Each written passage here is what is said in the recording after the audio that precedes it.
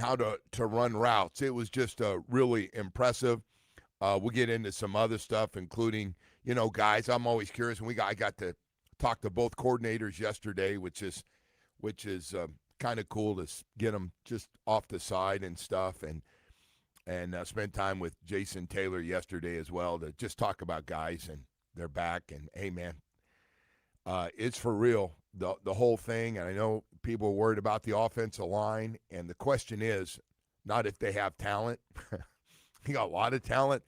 The question is, how quickly will that talent develop? Because a lot of guys that aren't there yet, because they got, we should call them the teenage linemen, because a lot of them are young puppies, but someday will be high draft picks. They're that good, potentially that good. I've got guys 6'8", 310, 315, 320 that move really well for big guys. They are not big, stiff guys, and they were guys, again, recruited in mostly other states that were recruited by everybody that looked the part. So, the nice thing about this season, too, is you don't start off with your toughest game, William. right? What's that? You don't start off with your toughest game, obviously. But you're not playing. You're not jumping into FIU or FAU when you play Stanford. But but you got Stanford, you got FAMU, Wake Forest. You got a month before you play Clemson, right? So you kind of got a month to get your feet under you. Yes, that is true. Settle into things. I'm sure the coaches hate when we say that, like, the 4 games we're gonna blow them out. But like I always say, we're sitting here in radio. We don't have to worry about it. Yeah. But it is an easier start to the season than having Notre Dame come to your house. No. I agree. No. For what they have, and they do have some guys that don't have a lot of experience or haven't been frontline guys that have kind of got in the rotation a little bit when the big guys needed a rest last year, especially in those pass rushing situations. So they'll get some work and stuff. But it's got the makings to obviously be really good. And then you look at this. You can't go out there and not talk about what's on deck and that recruiting class that he has, which could be, I don't know how it's going to end, because some of these 5-star guys are recruiting other 5-star guys to still come to Miami, and they all talk. But it could end up number 1 in the country with coast-to-coast really good football players. Just to start it with that. This could be this class that's coming, if it stays together, even if it doesn't add another piece, just the Columbus safety and wide receiver they were just able to get a commitment to, who's one of the top 10 or 15 players in the country. Besides that, it could be the best class in history, ranking-wise. Now, listen, I'm aware of how good some of the teams were when they won national championships, but it could be considered the highest-ranked team they've ever had in the history of the University of Miami. So I throw some of those things out. I got a lot of Dolphin stuff to get to from yesterday. Obviously, I wasn't there, and but was able to talk to everybody, and they're on break today. And besides that, and there's been guys making splash plays, and it's been fun to watch. It really has. From what it looked like the first day, which was scary, to where it is right now, and it's getting better. I know it's not perfect. I know this Austin Jackson thing is real. No matter what whatever coaches say to downplay it, it's uh-oh. You're not buying day to day is what you're saying. Well, I'm just going day to day early in camp for a guy that's, listen, man, when you miss 20 games the last 2 years, and I like Austin Jackson, I'm rooting for Austin Jackson. Hell, even if you don't like Austin Jackson, you're rooting for the guy because we need him. We need him, because there's going to be a drop-off if he can't play and play healthy enough to be good. It's going to be a problem. You just can't have a tackle problem. And listen, good old Charlie Heck is going to do everything he can and help you the best he can. And by the way, the more he plays out there, the better he'll get. But it's going to be limited. And when you play against, and you're going to play against good pass rushers every friggin' week, I know you can help them out some. You can chip, you can do things, and to stay away from it, you can, I always say you can Band-Aid it up a little bit to get through a game. We saw the Chargers do it against the Dolphins last year. That's as good an example as I can get. They came down here playing like 7, 8, and 9 in the offensive alignment. I believe that I'm not exaggerating. They played with their 7th, 8th, and 9th guys when they got down here last year. I mean, they literally called a guy off the street to come and play. And they got through it and did enough to beat the Dolphins last year. So there are things you can do to get through and have a chance to win. But, man, there are a lot of guys. They're making splash plays. We'll get into it. There's been some guys been real consistent. More importantly for me, there's some guys that we've kind of looked at because they're high draft picks, and we know their names very well, as in Chop, Jonah, and Kenneth. You don't have to say their full names anymore. You just say that and like, okay. And, hey, look, the news has been good. The news out there has been really good about guys, again, a fresh start, getting their confidence back. And so for Chop Robinson and Jonah Savina, it's been a good start. Kenneth Grant, question mark, we'll see. But, he's going to make some plays. He made plays last year, but like to see him a little more dominant on that defensive line. Again, we paid you number 1 draft bonus money, and you're a Michigan guy with a lot of pride. Just want to see it, man. Want to see it, take it and take your chances and run with it, especially having a really good coach that's coaching you guys up. So anyway, we got that. We got, again, a lot of other guys. Some guys, it's day-to-day. And I know there's an overreaction day-to-day in camp, especially in the NFL because of podcasters, of writers, of all of us, talk show hosts, that sometimes human nature comes in. We have our favorites. We have guys we're rooting for. It's just normal, man. You know what? I got to say this, and some of those guys might disagree, but Omar's honest about it, and I give him credit for it. Look, I got my favorite guys every year, and I root harder for guys. I'm not going to get into who the guys are, but I'm rooting for certain guys that do well. Now, some of these guys will tell you, no, I cover it professionally, and I don't get – that's a lie. Man, if one guy's really nice to you and gives you the time, you're really rooting for that guy to do well. And if one guy's half a jackass, or you don't for some reason like him, or you didn't like when we got him or something, then you're like, you better do something special. I'm going to be, we do. I mean, I literally read stuff, and one guy's telling me how bad Malik Willis. By the way, I don't need to hear about Malik Willis from anybody. And by the way, I should take your card away if you think he's been bad in camp. You literally should lose your credential that if you think Malik Willis hasn't been good and you're writing stuff, whether you're here or out of town or stuff, it's just absolutely not true with what he's working with and getting his time. And you can see everybody's starting to calm down a little bit. The receivers look a lot better. The young guys look better. The veterans are looking better. Listen, for me right now, Malik Washington is the guy I trust the most of this group.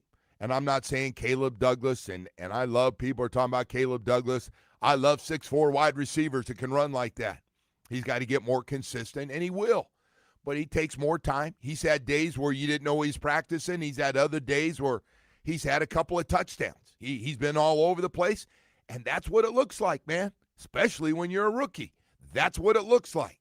But, again, I understand everybody's got to write their stuff, but yeah, we've got some guys that are flashing, man. They're flashing at times, and it's good. It's good stuff. And a couple guys, because they've been around now, got a lot of snaps. You're like, hey, man, take it to the next step. And some guys are off to that kind of start. I always say this, man. We haven't even had a practice against another team yet, which, by the way, Coach Hafley's already said are going to be very important to making decisions. So we got our first big test next week in Washington. Yeah, that one is that one's going to be treated for everybody doesn't know. Hell, that thing sounds like it'd be more important than watching the Commanders game Friday night, and in my case, getting a chance to do the game and see all those guys. But I just, slow it down a little bit, Charlie Brown. It's going to be all right. It's all going to play out. And we are going to have guys that are going to catch touchdowns. We're going to have guys going to drop balls. That's going to happen. That's never going to change, man. That is never going to change. Who's hot, who's not. And whoever it is that day does it, you can't make your final decision on after one friggin' week. You can't. You can't. So anyway, we got that stuff going on. I got to tell you, Woody, I came home last night after being out there, and a great day in Coral Gables. Really, really enjoyed it. Matter of fact, I looked at you, Woody, and I said, hey, Wood, man, this is why. Woody and I are walking out. I think I've said this a third straight year. Wood and I are walking in the car. I go, Wood, this is why we got in the business, man. For days like today. Sitting there standing next to Michael Irving. Yeah, I was going to say, I don't know what's better, like watching the practice or the commentary. Well, listen, I've known Michael since he's in high school. So I go way back, and we laugh about I played him one-on-one in basketball when I was in I don't know what year in the NFL, and somebody had a basketball court, and he was there, and he played basketball. Obviously, a great basketball player too. Played at St. Thomas, and then of course, I don't have to tell you what kind of wide receiver. So we were laughing about it. We're having a good laugh about all that stuff, and listen, man, he is loyal, super. He's all in on the group down here. So as you said, very entertaining. His stories are great, right? He's all over. He's the best. We stand there with DBJ. Love DBJ. President is with us. The president of the university. Yeah, which they are too good to us. It's not normal that we get to stand next to the president when we come out there. Yeah. Another takeaway from practice. I know this isn't going to be groundbreaking stuff, but Malachi might have gotten better, right? I don't know if he got better, but he just he is the best player. What, did he jump over some guys yesterday? Huh? He jumped over a guy in the end zone and jumped up at the highest point. And, then guys in the back are going, how tall is he again and stuff. He comes down with it, and he treats it like it was a championship game. I mean, he's the first guy out there in the morning. It's not 6 o'clock, and I thought maybe it was like shtick at first. Like, no, he had that thing going. He had that machine going. And the coach goes, year-round, Joe. Year-round. It never changes. No matter what's going on, no matter what the day is, he and that machine out there have a love affair with it, and he adds little creative things with it. But incredible work ethic for high school. I wish I could take every high school down here, although we got a bunch of kids down here that work their ass off. But it's a different level for you start getting up at 4:35 in the morning to go get a workout in before the workout. Yeah, that's different stuff. We got all kinds of stuff to get to, including very entertaining Aaron Rodgers a couple days ago. We have not had a chance to really talk about it. I got to tell you, even though some of it I agree with, some I didn't, but I laughed my ass off. I needed that entertainment. And Leave him alone, man. He doesn't want the attention. No, Leave but him alone. At the end of the day, he was on ESPN, ripping ESPN. It was like, that's unbelievable. And they can't do anything about it. What are they going to do? Not cover the Steelers? I thought his wife talked to him about being a nicer person. Yeah, I don't know. What happened, man? I don't know. What's her name again? Penelope? What's her name or something? I don't know what the hell her name is.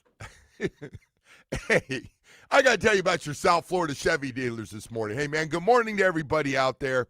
And I got to tell you, I always like talking about Chevy early in the morning because I know a lot of guys that are working on projects outdoors and need that truck or getting up early in the morning and grab their coffee and in the dark already heading to a job, and it's not, you're going to be working on that job till it's done, which means you're going to be working on some Saturdays and Sundays, and that's how you make a living. Well, listen, I want to make sure you have a truck that works the way you do and has your work ethic, and that's what your South Florida Chevy dealers trucks are all about, man. Whether it's a custom to the ZR2 Colorado, you can't go wrong. And then let's get right to the Chevy Silverados, from the custom Trail Boss to the Silverado EV with 10 models and 4 powerful engine choices. Silverado delivers an impressive balance of strength, dependability, and efficiency.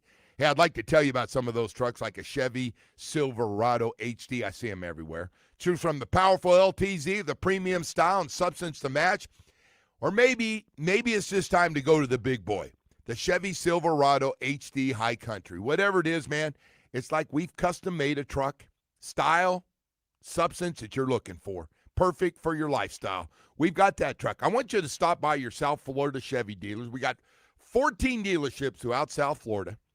Take a test drive, sit down, and get not a good deal, a great deal.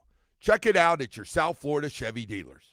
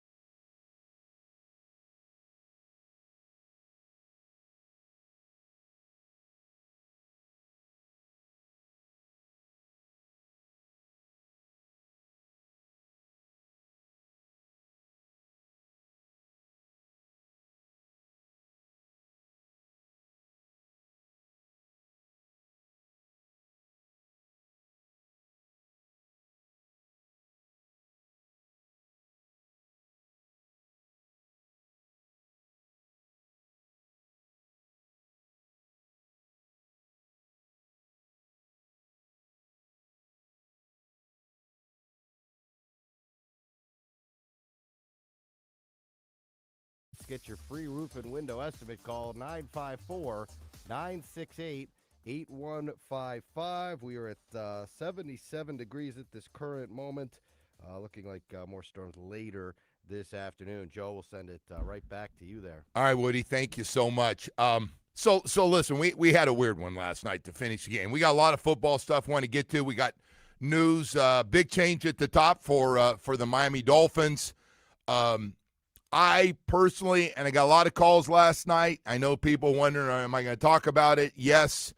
I was very, very surprised last night to find out, or checked that right after practice yesterday on my way home, to find out that Tom Garfinkel is stepping down as CEO of the Miami Dolphins, just because I've worked with Tom for a long time and done a lot of projects with Tom as far as doing things and on the road as well as at home.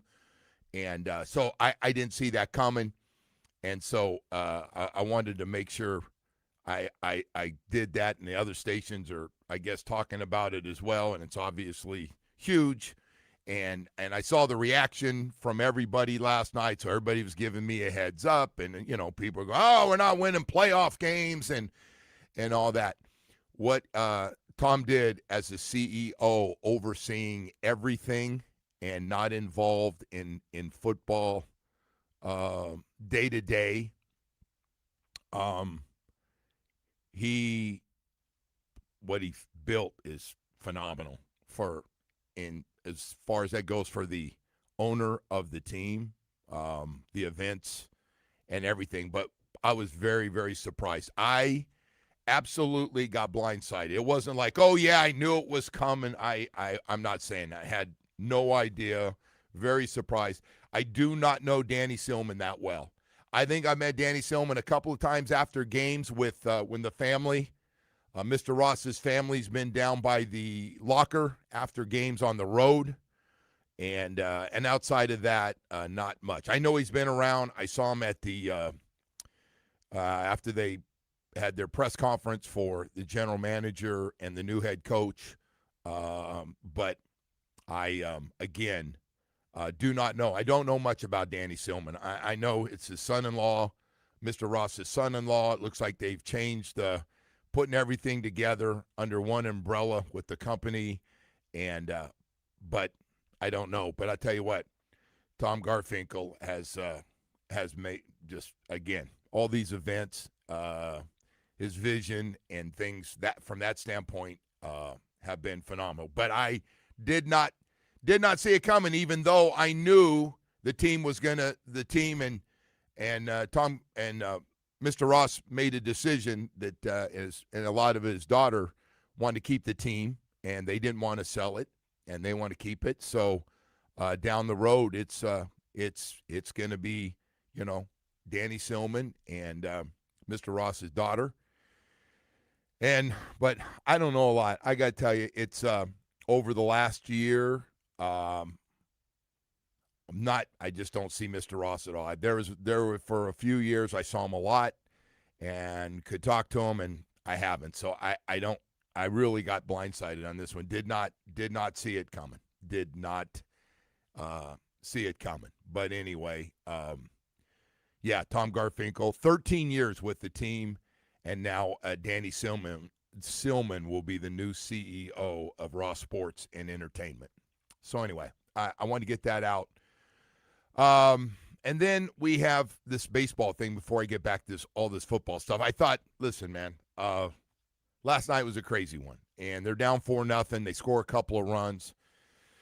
And then Jacob Marcy with runners on first and second. Listen, man, I think it's a no-brainer. You can't, again, I said, I don't care if you're Ricky Henderson or Lou Brock or any of the other great base stealers, greatest, you know, the greatest guys in the history of the game of stealing bases. You can't be the third out and in the game. When you got runners at first and second and 2 outs and you're the third out with the tying run at first and the winning run at the plate, you can't. One swing and you could win the game. I mean, Braves get last ups, but you got a chance to win it. But it was weird because I want you to hear this, and you tell me what you think, Woody. We'll go back, and I'd love to know what people think. Here's what Clayton McCullough, the manager, had to say after the game. Like you look up there, Javi, what he's really good at is making contact and moving the ball forward. And the chance to get the tying run into scoring position there with a double steal, and now a single one base hit. Getting a 2-out hit is hard, and continuing to get a bunch of 2-out hits is incredibly difficult. So for me there, with who was on base, who we had up to bat, who they're throwing, I felt like it was worth the gamble. And you know what, Baldwin made a perfect throw, and they won. I think we have to continue to do that, and as many times as we made outs, but I think there's just so much to be gained from that, and not being afraid in that moment to, the game ends if you get thrown out, but what, for me, it was worth the gamble. I'm glad Marsh did it, and we just didn't make it. Whew. So it sounded like Clayton McCullough there for most of it till the very end. He said, "I'm glad he tried it." So he's got his guys back. But I got to tell you, man, Clayton McCullough, you make that decision, and again, there are people out there, been managers that are going to say they know a lot more about baseball than I do. But I got to tell you, I'm taking my chance that you're not only making contact, but, hey, listen, potentially you hit one in the gap, you score from first, you hit a home run, you take the lead. And I know you're talking about contact, making contact and all that stuff. But we'll never know because you got thrown out at third, and I'm guessing you get thrown out at third a lot trying that. It sounds like he's covering for his guy, right? I'm guessing so because Marcy's right? been struggling at the plate. He's going to have to go like 4 for 4 to get over 200 like for 2 weeks in every game. I just don't know why you would call a double steal with the potential of it ending the game. Yeah. It just doesn't make a lot of sense. But I'd always rather take my chance with the guy at the plate. You would think. Instead of going, well, it's hard to bunch up hits, and against a closer. And I get it. I mean, it was good if we're in debate class and you're taking the other side of something. But I'm playing BS on that. I'm playing BS. Had the go-ahead run but at the plate? I told you, though, this morning, I haven't heard Clayton yet, but I'll guarantee you somehow he's going to put the old, well, that's a good point Skip makes. Maybe it wasn't a bad move trying to steal third base with the tying run at first. After you've been down 4-0, you've got 2 runs already in the inning. Runners on first and second. Hey, we'll never know one thing. Guy at the plate, what would have happened? Anyway. It just doesn't. That was a weird one, man. That was controversy, though. Well, I'll play that later. I'd love to know what people are. I'm sure you can get him on at some point this week. Not today, but we'll talk to him this week. I'd love to talk to him this week. They come home this weekend. They're going to be home, and maybe we can get him on. We'll see what. You want to grill him on this one? I don't want to grill him. I just want to know, like, what are we doing? I said, look at everybody's from. If I find out this is an old school thinking thing, I'm going to literally crap my pants.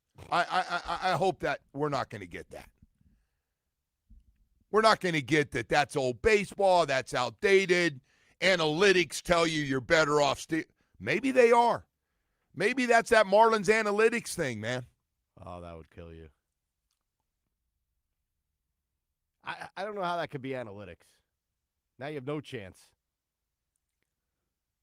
Yeah, you got to get a the guy runners at the plate over. one swing. Now, because what he's saying is, if you steal that base, two in scoring position. Now you get any kind of bloop hit. Anything falls in anywhere between the infield and the outfield, and you got a tie game. Yeah, but he's missing the point of if you get thrown out, the game's over. Correct. And then you don't get any shot. Right. Doesn't make any sense. Sounds to me like he's covering for his guy, which I respect, but you can't. That's a hard one to cover for. That's like a guy jogging. Throw the guy on the I don't want to say it's as bad as jogging to first and the guy bobbles the ball, but you kick like a Padres player. The Padres are notorious for jogging to first. What do you think he should have done? He's just throwing the The guy under manager? bus? I just said, Well, hey, I don't know man, what the hell the guy's thinking. he's being aggressive, but you just can't do that in that situation. You can't do that. I love gotta Mars cover is for your being guy, don't aggressive, you? but you just, Mars, I love your being aggressive. Again. Texas said from the 954, definitely covering for Marseille. He effed up, horrible move. Yeah. That's what I think, but I know we're going to have somebody no way say, I called that. that's old school. New baseball doesn't that. It's about hitting home runs and being aggressive on the bases, jerky. Yeah. By the way, they have been aggressive, and it's helped them in some ball games, but not in the ninth inning with 2 outs. Not in the top of the ninth with 2 outs. No, 2 runners you're on. lucky enough to get in a position to take the lead with one swing. Like you're in that kind of fortunate situation. Yeah. Come on. I don't know, man. That's a I tough don't one. think he called it. So. Huh? I don't think he called it. Why'd he insinuate at first he did? Because he's covering for his guy. Well, he Nothing goes, wrong with Mars that. is taking enough heat because he can't get his batting average up to his weight. Well, I like at the end where he goes, "I'm glad he did it." Like, did he have a choice? Well, now, yeah, what's he going to say? I'm very disappointed with that, By the way, I saw his look in the dugout after the game. He didn't look happy, but I don't know if it was like, oh, boy, that was a bad decision on my part, Yeah, or if he was saying, oh, Marcy, what the hell are you doing? Oh, my God. Anyway, I got it coming in. I knew it. It wouldn't take long. Nobody cares about the cheap-ass Marlins. There you go. There you go. Shut up, from Joe you. Rose. Nobody cares. You're wasting your time. Tell me about Caleb Douglas making that catch over a guy. We gotta hide that chat from you. I know you don't like that thing. Huh? I gotta hide that chat from you. So you No. don't see it. Sometimes I like to know what everybody's up early this morning and had their first coffee. And This is and all actually a very jacked up. interesting thing here that happened. And then to hear the manager's comments, like, I don't know if he's – I assume he's covering. Where's for my the guys Giants, at like American that. Heritage Plantation, man? Where are they early in the morning? My baseball guys over there. You don't think anyone would call that? It just doesn't make any sense. Unless you're in No, Little League. no unless. No. Unless you got little Johnny who can't hit a lick at the plate. You're telling the guys, just keep stealing bases. Great. In honor of the Little League World Series, No. I think is going on now. Well, the guy said it, right? You got that call. We'll have that for you if you missed it. But Yeah, he the guys on said the radio you are learn like, at 10 yeah. years old, you don't do that. Yeah. They just started stealing in my son's league.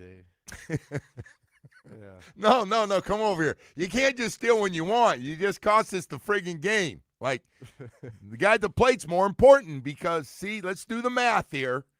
Your run doesn't help us. I'm just like, I'm glad he did it, he said. Like, he had a choice. Like, if you call a double steal, what are you going to do? Call it off? Not go? I don't know. I mean, right? You can't, like, if the guy calls a double steal, you got to go. What are you going to do if the Marlins in the next couple of days leak out to Craig Mish that analytics numbers say that that's successful 68% of the time? What are you going to do? What if we find that one? If that comes out, then they're telling all you old school guys and that gut stuff and all that stuff you learned when you were little boys and girls, stop it. It doesn't count. We are smarter than everybody. Hey, right now I got to tell you about Baptist Health South Florida, man. I got to tell you, boy, when it comes to injuries, I got the good news, bad news. I hope you never get hurt, but you know how this thing works. I'm watching in football right now. Guys go down. Guys are competing. They get injured, and hopefully it's not serious, but if it is, it sure is nice to have one of the top sports medicine programs in the country right here in our backyard. Dade and Broward, we're in good shape. If you go through it, and if you're active and competitive, you will get injured. Doesn't matter if it's your kids or you. Later on in life or being in your prime years, you will get injured. Enter Miami, the Heat, the Florida Panthers, and the Miami Dolphins. They trust the great doctors of Baptist Health South Florida. They trust their specialists, their everyday doctors that take care of you, knee specialists, shoulder, foot and ankle, hand, back, hip and knee replacement, Achilles. We got doctors for every part of the body of some of the best in the country. Sure is nice to know that the next time you get injured, high school, college, professional athletes, and all the rest of us with great facilities from Doctors Hospital in Coral Gables to Hard Rock Stadium next to the Dolphins training facility to 595 and Pine Island in Plantation. Dr. Schwartz in territory up there. I love that guy. Visit baptisthealth.net/ortho. One goal every day. One goal every day. It's about getting you healthy. Back out playing the sports you love the most.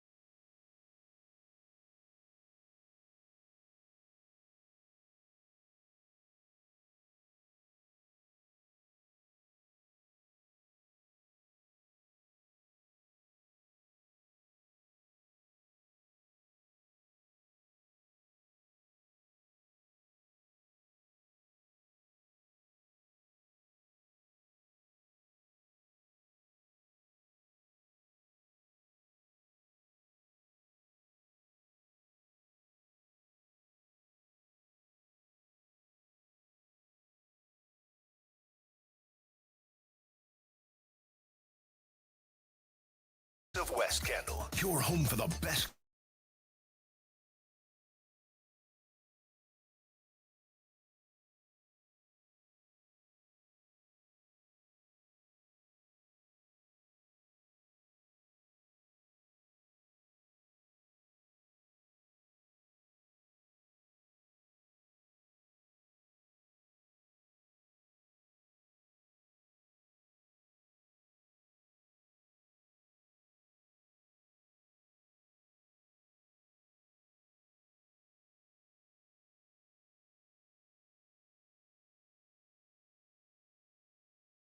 Welcome back, and good morning to everybody. Thanks for being with us. I appreciate it. A lot of you are sometimes mean in the morning, though. I want to let you know with all your ripping baseball stuff, and you just want football and all that stuff. And I get it. I get it, man. Everybody at every level is now practicing, and you're wondering just how good everybody's going to be. Well, I'll tell you what, man. We saw what looks to be really good. Now you got to go out and play the games, but man, just watching them and they're getting after it pretty good at the University of Miami for the first day out there. But first thing I noticed is speed. First thing is it's a really, really fast team, and it is stacked. It is stacked across the board. It's stacked across the board. Now again, they got a bunch of offensive linemen, including two puppies that are freshmen that are 6'8". I don't know, 320, 315, that move really well. And then they've got some other guys that have been there, some redshirt guys, some guys coming back. I think the offensive line, they do something. It's so funny. The NFL is afraid to do it with they want to put a guy in, and we're seeing it right now with Proctor. You're going, hey man, we don't want to put too much on his plate, although that may change here down the road. But right now it's like, hey, we want him to get comfortable at left guard. This is a different level of football you're playing against, and he's playing against Zach Sealer. And you play against Zach Sealer in practice, you don't get any time off, because Zach is even though he's now in his 30s, is having a really, really good football camp. And he's not worried about, like, helping you get your confidence. He is he's trying to dominate you because he wants to keep playing. And like he tells those guys, I want you to try to dominate the way I do because it's going to make everybody better. And I want the guys next to me to be good because it's going to help my numbers too. And so all that stuff. But, boy, when it comes to college, yesterday I'm watching, and they really do cross-train guys from tackle to guard across the board. And then as this thing gets into a week or so, I guess a week or two, then they'll start to get a feel for where they want to play guys. And if somebody goes down, they feel comfortable because the guy's played another position for the next best player to step up. But I think that offensive line position is it's going to have to see some live action besides their practices, which are pretty damn live, but some game stuff. But I think it's going to catch up real quickly, as Woody was talking about with the schedule, and have a lot of good experience when you really maybe face your best defensive line when you play Clemson at that point, and where you'll be playing against guys that were going to be NFL experience, or guys that have a chance to play in the NFL when you start those games. But anyway, it looks good. Malachi Toney was the best player. He makes a catch towards the end of practice, and it's one of those where the coach, two of them just turn at us. We're standing behind, Woody and I are standing behind there, and again, they throw it down the middle. By the way, Darren Minshew is not afraid to throw it, and he just trusts his guys to make adjustments. And this group of receivers are really good because they were covered pretty well at times yesterday. And this is day one. Now, I know they've been practicing every day, all off season. But these guys make really good adjustments. They made some adjustments in the back of the end zone yesterday on the football, across the board. Malachi, obviously, a big part of it and what he's able to do. But it wasn't just Malachi. It was Upshaw's another guy. 07 was popping up a lot yesterday. And these guys understand they want to get off to a good start and get playing time here early in the year. So when this thing starts to pick up, who can they trust? And I guess more importantly, and this goes for Malik Willis and Minshew both, and I go by this because I believe it when you're in team and you see stuff in 11 on 11, I like to see who the quarterback throws to. He's got choices out there. I mean, you got first reads and second reads, but at the end of the day, those guys start trusting certain receivers. And if they don't, even though you're out there, you're not going to get as many targets. They're going to go to guys they feel comfortable throwing to. As a matter of fact, coaches are even going to go, hey, who do you like? Oh, I like this matchup right here. I like it. Okay. Let's do it, because, this is about your quarterbacks making throws in certain plays they feel comfortable throwing the ball. I remember Ryan Tannehill didn't like to throw inside down the middle of the field. And they're going, I can do it, but I really, okay, all right, we're going to take it out. That's not your thing.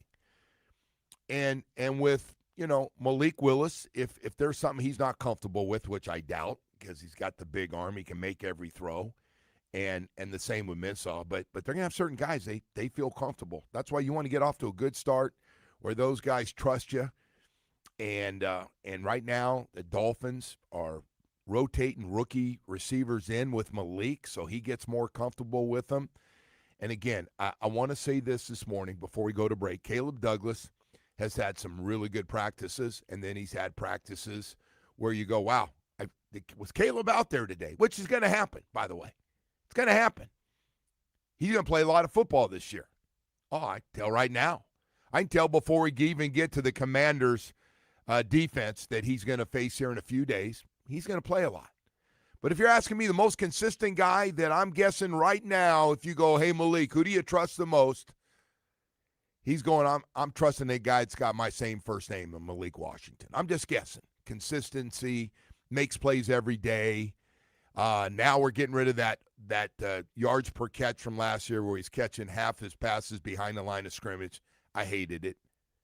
And now he's getting a chance to run routes, and he's good. He's like, hey, I've been waiting for this. This is more like college again. Anyway, we got to go to break, man. 7 o'clock hour's coming up. We got a lot more stuff to get to here this morning. A lot more stuff. Hey, by the way, whether you like him or you dislike him, I got to tell you, man, Aaron Rodgers, I saw the whole thing last night, just the clips. I said, well, that was so good. Woody teased me with the clips. I went back and watched the whole thing. Like the Aaron Rodgers stuff, whether you like, he's out there. He's no question he's out there, and he flies a little different than the other quarterback birds out there. He does. But I laughed my ass off. I didn't agree with everything he says or feels about everything, but I laughed. I got a great chuckle because he didn't let up, and he tried to be somewhat entertaining without maybe even knowing it. But anyway, I don't know how many people got a chance to see it out at camp. But the guy got to go for like 10 or 12 minutes ripping on ESPN, ripping ESPN. How many people get to rip ESPN that long before somebody, and McAfee's, he's not sure what to say, and he's somewhat laughing because I don't think he cares. Anyway, right now I want to tell you about Atlantic Men's Clinic. Got to flip over to something all guys got to deal with at some point. Low T and ED, it's just part of life, man. Don't try to come up to me. I had a guy try to come up to me at camp last week and tell me, hey, can I talk to you? And I go, yeah. He goes, I hear you talk about ED and low T. I go, yeah. And he goes, you said everybody's going to have it, by 60. And I go, yeah. He goes, not me. Okay. Whatever you say, man. Whatever you say. I know what the people are saying that do this for a living. They're saying sooner or later you're going to have it, man. And if you don't have it in your 60s at all, and you got amazing energy like you did when you're 18, and your sex drive is the same as it was when you were a young man, God bless you. You got special God genes given to you, man. The best of all time. But for most of us, Atlantic Men's Clinic will tell you ED and low T is a real thing. And by the way, it does not discriminate. It gets everybody. Black, white, skinny, big, doesn't matter. Double X to small size. Guys got to deal with ED and low T. And when it happens, listen, man, it happened to me a few years ago. Yeah, I already knew I had it, but the hit and miss went to just whiffing on my sex drive. That ED thing was real, man, and that was a rough one. I always enjoyed that part of my life, and all of a sudden it's gone, and my energy level, my God, I couldn't keep my eyes awake to get home.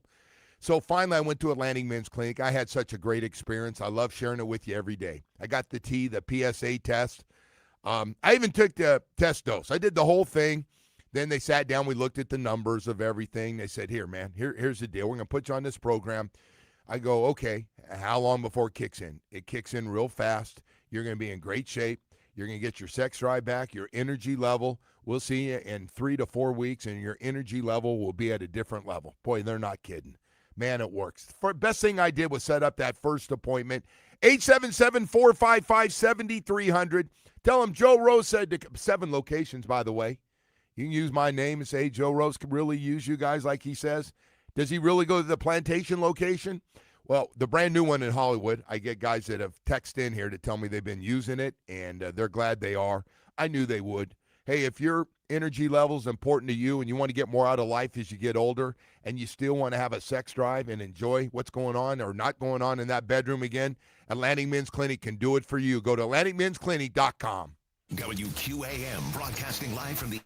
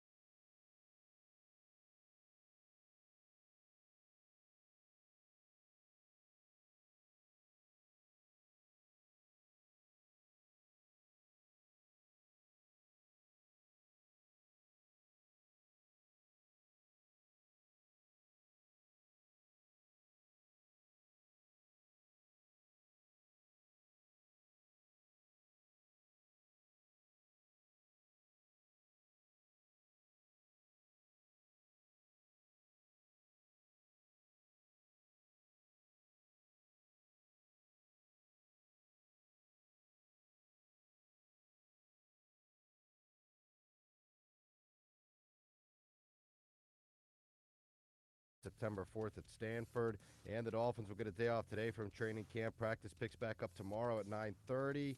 And yesterday, CEO Tom Garfinkel stepped down. Stephen Ross's son-in-law, Daniel Silman, will take over. Time for weather, brought to you by Tornado Roofing and Contracting. Protect your home before the next storm. Get your free roof and window estimate. Call 954-968-8155. A little rain coming in later this afternoon, as per usual these days, Joe. Yeah. You no guarantees in the afternoon, Woody. And by the way, if it doesn't rain, it sure the hell looks like it's going to rain for about 3 hours, doesn't it? Little lightning and thunder in there. Good rumble yesterday. Yeah. Little rumbling going, oh boy. We just need the mornings, though, to get our practices in, make sure everything's good. Our practices, maybe a little workout time. And although the Canes got plenty of room should there be lightning. Oh, boy. Right, we saw that new facility yesterday. Man, that is one huge area for plenty of guys to work out. The whole facility is just phenomenal. The new football weight facility.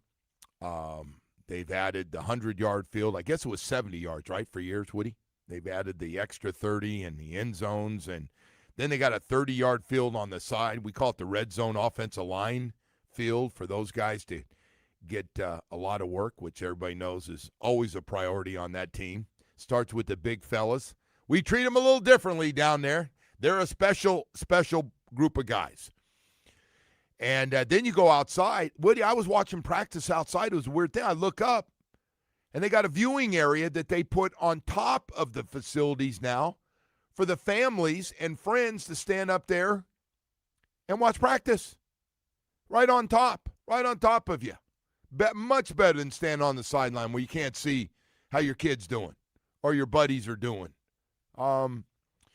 So really interesting, really, really fun to watch, and they treat us great, and we appreciate it. We do appreciate it. By the way, we're going live again Friday, Woody. We're going to be out at Hard Rock Stadium at the training facility, Baptist Health Training Facility out there. Looking forward to being out there for that, and hopefully we get a chance to talk to Coach Half out there, who I love what he's doing, man. I do. I like what he's doing. I like the development of the guys. Way too early on the who's hot, who's not list to start picking guys from day to day. And see, and we have an overreaction, which is normal because football fans give it to me, man. Give it to me today. Give it to me. And I get it. And we got some guys who are on roller coasters right now. And nobody's been on a bigger roller coaster than Caleb Douglas, who looks like at some point he's going to be a really good player. Our first of 3 third-round picks was Caleb Douglas. And he has practices. You didn't see him for first couple of practices, and then he's jumping over guys and has a couple of touchdowns. He's beating guys one-on-one, and but it's way too early to be writing, again, in my opinion, to be saying he's going to be our best receiver.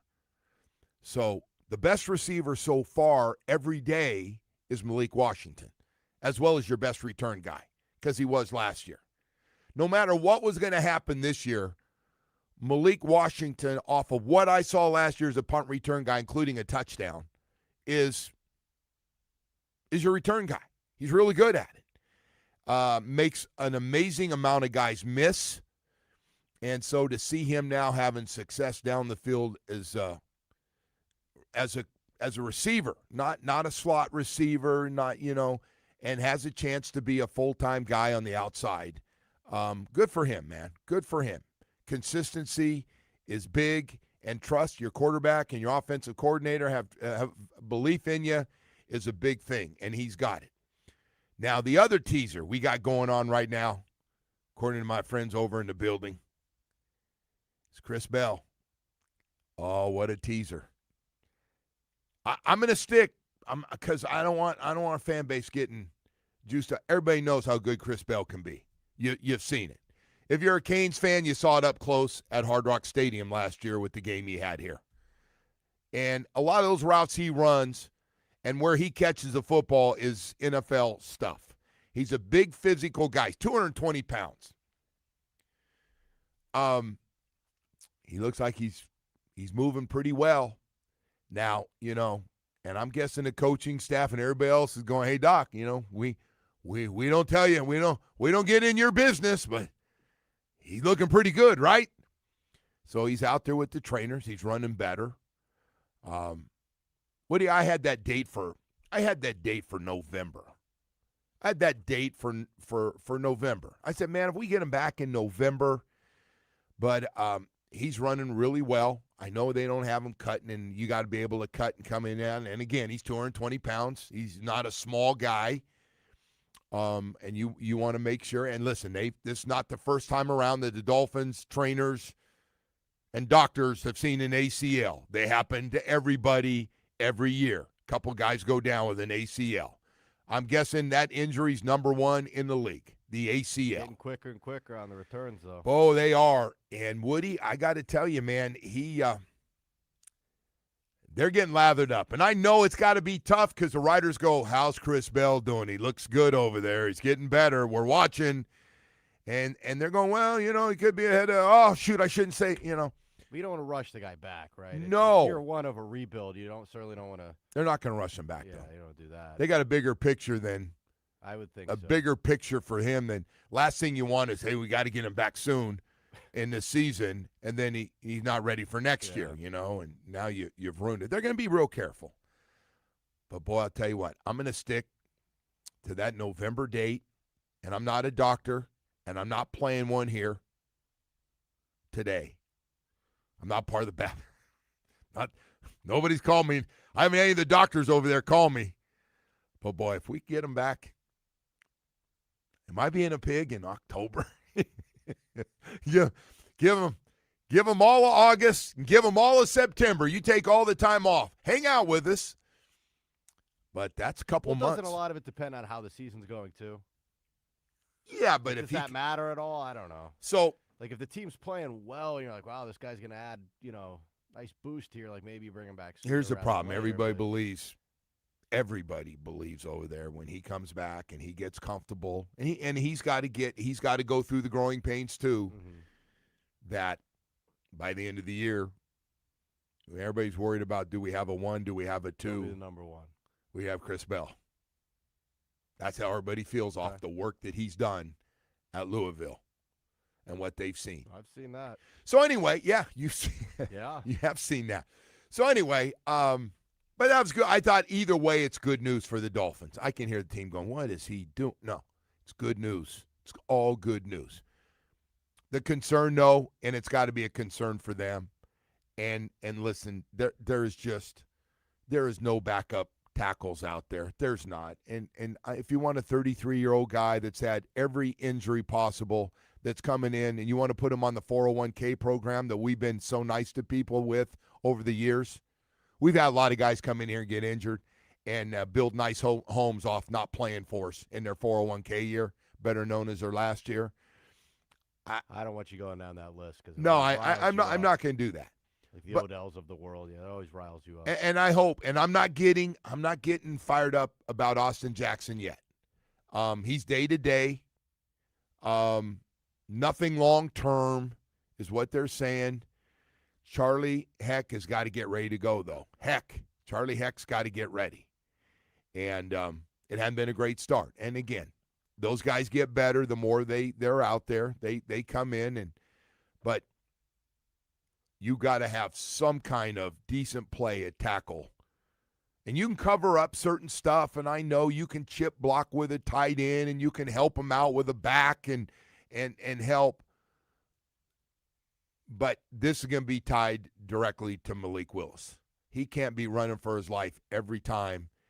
And you know the other thing out there, and the team is so far has said they won't do it. They're not going to do it. And that's a guy you drafted first overall in this draft that we all think someday is going to be a tackle. The question is, and then they're going, well, if we do that, now what do we do at left guard? I mean, either way, and Jamari Sawyer being out is not helping the whole situation because I thought when we got him, he was going to be everybody's backup because that's what he did where he was, and he was good, and he had some good snaps with the Chargers last year and played a lot because that offensive line was so banged up. He played a lot of football last year for a team that won 11 games. So anyway, but I'd like to have Austin back. And I know most people don't believe he can stay healthy all year, and this is just a teaser of what's to come. This is an appetizer of what's to come. I don't know. You know, he wants, you know, again, nobody wants to get injured on purpose. But, yeah, I'm a little concerned about that one. I'd be lying if I said I wasn't a little bit concerned, and they are too. It's an important position. They're all important positions, but those two guys on the outside got to face some serious talented guys, everybody's best pass rushers.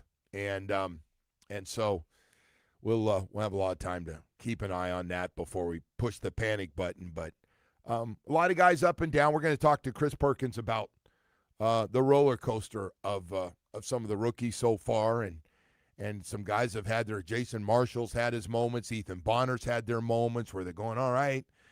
And I try not to overreact one way or the other. If a guy has a good practice or I'm out there on what might happen.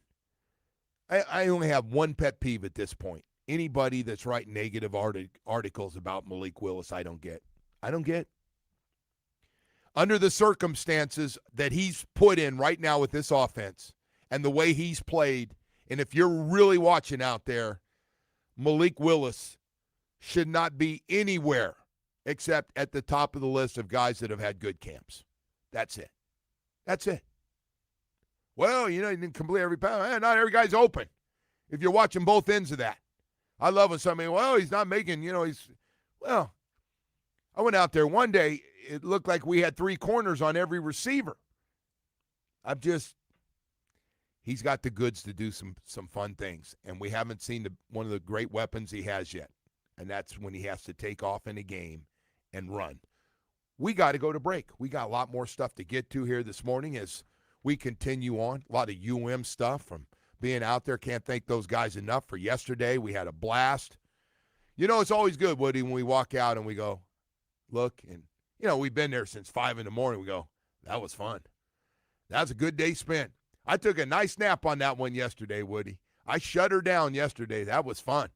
Hey, I want to talk to you about Michael Kotze at Choice Mortgage, man. If you need cash to pay off taxes, liens, judgments, IRS, high interest rates, second mortgages, credit card debt, call Michael Kotze at Choice Mortgage if you're dealing with any of these things. 561-441-2730. You can call or text them, 561-441-2730. If you own a commercial or residential property with equity, call Michael today.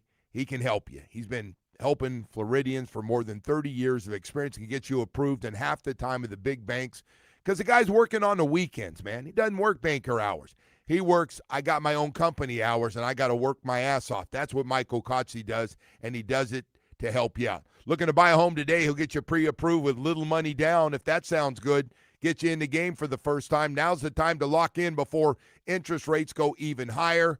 Call him or text him. The guy works 24/7. He'll always get back to you, even on the weekends. 561-441-2730. That's 561-441-2730. MLS 166254. Rates and terms subject to change. Daily without notice. He's an equal housing lender.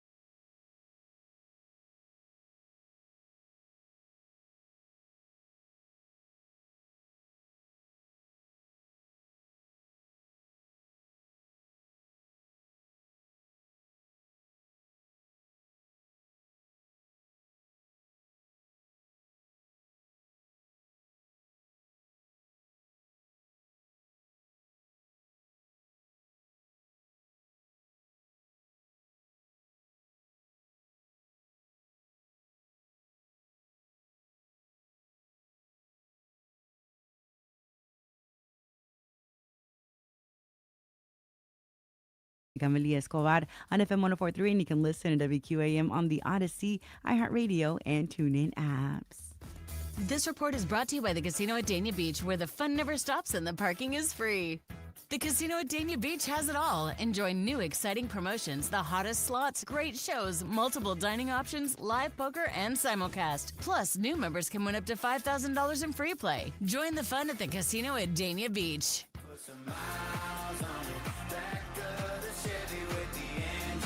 All right, Joe, let people know Odyssey Stars and Strings is back. Enjoy an acoustic evening of songs and stories from some of country music's biggest stars, including Lee Brice, Kane Brown, Brantley Gilbert, and more at Hard Rock Live, Seminole Hard Rock Hotel and Casino in Hollywood, Thursday, November 12th.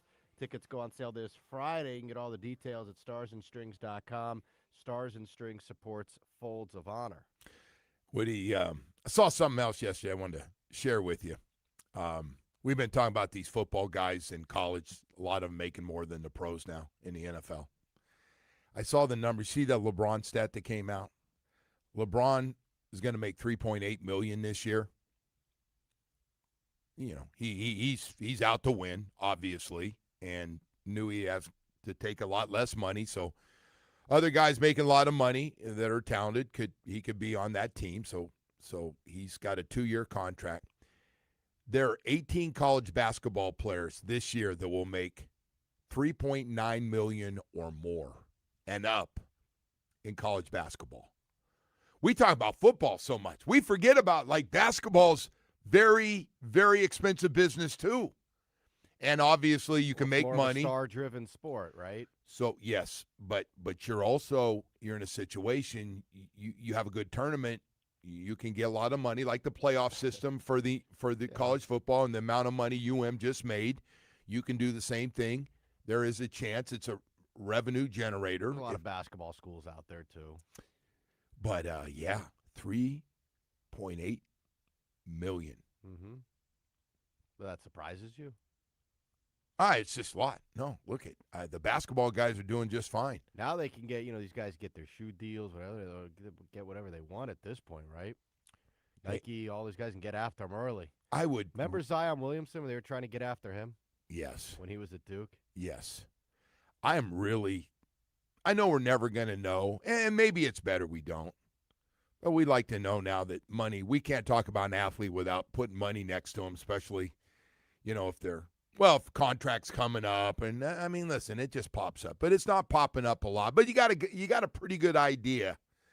But I would love to know what the 6 to 8 top quarterbacks in college football, including one we have down here, Darren Minsaw. I would love to know with everything, not just what the school pays them under the, what they can, the NIL deals, and everything else. I wonder if we got anybody sneaking up on $10 million a year. Yeah, I would think so. 10 million, I would 8 think million. easily, right? I think 7 and 8 millions now in the game. Think about it. Wouldn't you want, if you were a big company or something, wouldn't you want to try to get in early? Oh, on a guy that's got a chance to be good? Yeah, of course. That's a good point. Yeah, marketing.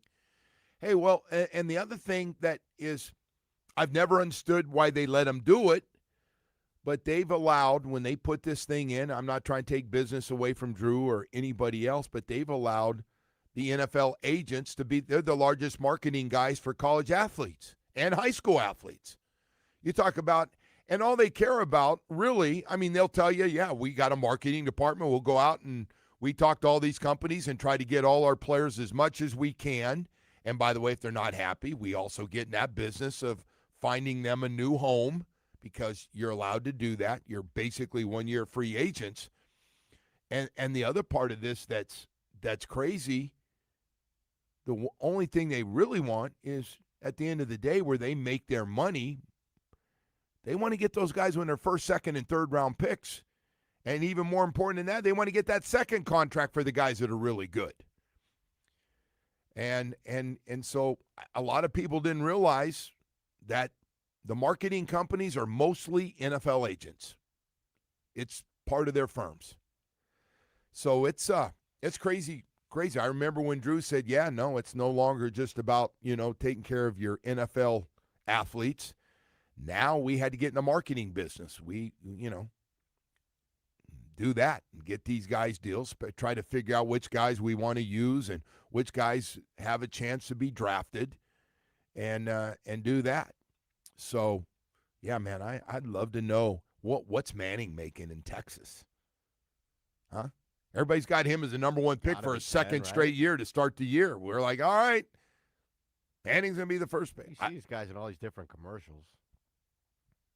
Yeah. Right, when you get the primetime games, they're all doing Well, the commercials now. they're able to do it. And by the one, how about the guys that they're influencers in a sense, right? You got a few 100,000 people following you on Instagram and everything else out there.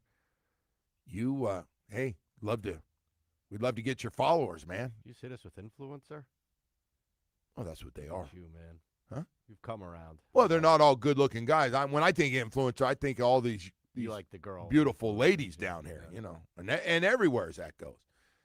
They're not going to sell you anything, though. No, You're not in I'm the just going to market for stare at makeup them. and No, bathing suits or I just whatever. kind of look at them. Yeah, That's it. I know. I understand. Threat to no one, Woody. Threat to no one at all out there. I'm good. I always tell everybody, don't worry. I'm just looking. I'm a threat to no one. We And know no you, one you at all. stayed calm when you were in that booth with all of them, so. Oh, man. You ain't going to let that go. I wish I'd have jumped in that picture now. I wish I'd have just gone down and went, hey, girls, everybody's taking pictures. You mind if I get in this picture? Well, I didn't expect you to show up on, what is it, Alex Earl, her Instagram Oh, yeah. feed with you wolfing down a hot dog or whatever it was you were stuffing down your throat. I didn't have. You had a mouthful of something.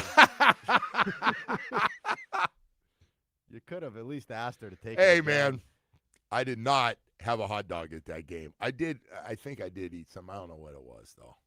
No. That was. Let's see if we can find You're that not. picture. You know what? You don't let anything go, man. You do It's not funny let how it you go. find yourself in these situations, though. You got to admit, it is kind of funny. Hey, man, I'm just glad to have two seats at that game because it was Yeah. one hell of a game. One of was the a best good game. games I've been to. A good game. I enjoyed the hell out of that, man. I sat back there going, I can't believe. I spent the first part of the game going, I can't believe that. Not that I was going to the national championship game, but UM was in it after, Yeah. 2 months earlier, you're like, they're not going to make the playoffs.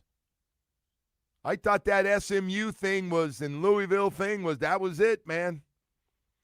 They were ready to knock them off. Then they got rolling again. So, hey, man, I hope they come back. That motivated group I saw, and I call it the Pittsburgh game, I thought was the one that really set the tone. They went to Pittsburgh, and they got after them. And I was like, wow, that's a playoff team right there. And they played like it the rest of the year. They played like it right into that game for the national championship. They're clearly the two best teams. There was no fluke or nothing. They were the two best teams. So anyway, we got to go to break here and get all caught up. Hey Woody, I'm not gonna beat it up all morning.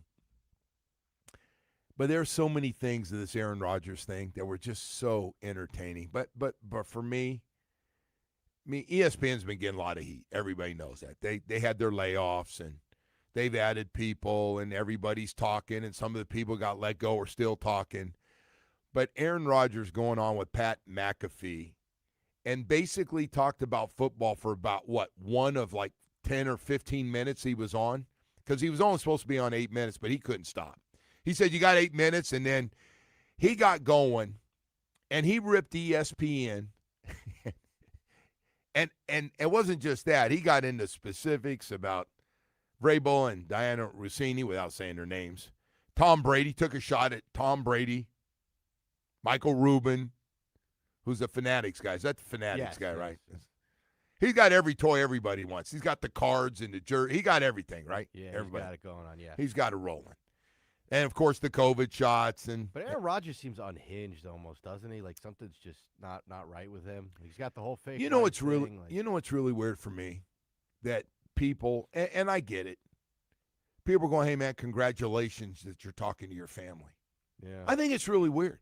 I think when somebody says, hey, congratulations, man, really cool that you and your family are, it's good. And, and he usually says, well, it's really nobody's business, which it isn't, but he's kind of made it, and his brother said something. But the fact is, like, we're congratulating or saying, hey, I'm really happy that you and your family are back together. It's just kind of. That was a kiss-ass interview, though. That Kyle Brandt thing, yeah, that was. No, he started with kiss-ass. that. By the way, it's a great move. I mean, you loosen him up, then you can Yeah, ask him sure. questions. Not sure. Does he ever comment on football? I don't usually make it that far in his interviews.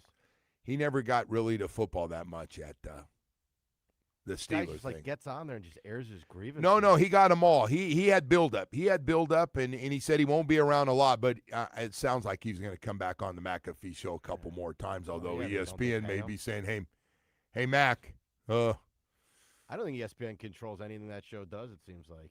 they would. I don't know what they're going to do about this. By the way, Boy, that Aaron Rodgers is just unhinged, man. The great leaders of the culture war. I will tell you one thing. He will go down as one of the most gifted, Yeah. talented dudes flipping the ball that we've ever seen. Really. Can't wait for next offseason where he jerks everyone around. By the again, way, right? he took a shot at some MVP voter, too, in Chicago. Yeah. I had to look it up, some old miserable guy. He didn't forget anything. Boy, don't say anything. He will not forgive you. Yeah. Everybody voted for him, but except that miserable dude that's got to vote in Chicago, the old grumpy bastard. Whew. Damn. Hey, Woody, we got He's an angry dude, isn't he? Uh, Got a lot of he grievances. sound like he there. had a lot of buildup for Yeah, a but how guy. can he have so much buildup? You guys on the show every week, it seems like. But he said he's never going to put that white outfit on that I guess everybody has when they go to the Tom Brady goes and puts the white outfit on. Oh, at the party, the Fanatics party? I'd love to go to that party just to see yeah, it. you don't say. I'd get one of those outfits just to. I don't think you're going to be invited. No, I'm not. But Aaron Rodgers, I don't know if Maybe he you could has. be a +1 when your famous friends gets invited. I But don't know. Make that Let's party. see. That party, usually it's a beautiful party. Get It real is. ugly if I showed up. No question about that. Loctite, nothing ugly about them. I want to let you know Loctite Impact Windows, Doors, and Roofing. It is hurricane season. Are you getting your home protected? You've been talking about it. Have you made the move? Well, I want to tell you about Loctite Impact Windows, Doors, and Roofing. Their windows, Hurricane Category 5 rated. Loctite Impact provides 100% financing with zero down, no interest, no payments for a year. That should help you out. Old leaky roof, replace your old roof now and you can pay later. If you know that thing's got to be taken care of. Hey, if these heavy storms are starting to affect you and you've got leaks, you need to call them and let them help you out. And if you don't, you're going, we're going to try to wait. But we do need some repairs. They do that. 24/7 roof repairs. Loctite is helping you out there. Best part, Impact Windows as low as $6 per month per window installed. What I'm telling you is this. Don't wait for the next storm. Get a deal of a lifetime today and get started during hurricane season. You never know when the big boy's going to hit South Florida. We've been lucky here in recent years, but you know what? There is one thing you can do, and that's protect your home with the best products, and Loctite would love to do it for you. Covering Dade, Broward, and Palm Beach County. Call today, 954-500-LOCK. They got a great staff that will answer all your questions. Go to LoctiteImpact.com and get more information today. The Joe Rose Show is presented by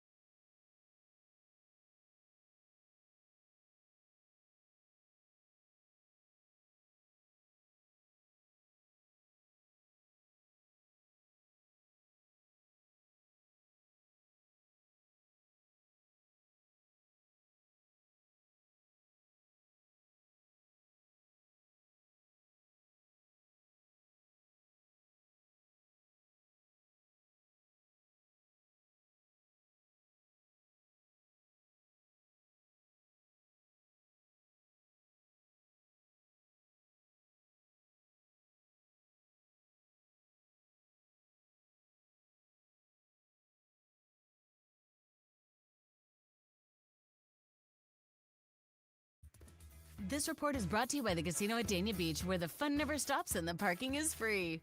The Casino at Dania Beach has it all. Enjoy new exciting promotions, the hottest slots, great shows, multiple dining options, live poker, and simulcast. Plus, new members can win up to $5,000 in free play. Join the fun at the Casino at Dania Beach. You're listening to The Joe Rose Show. This hour is brought to you by Baptist Health.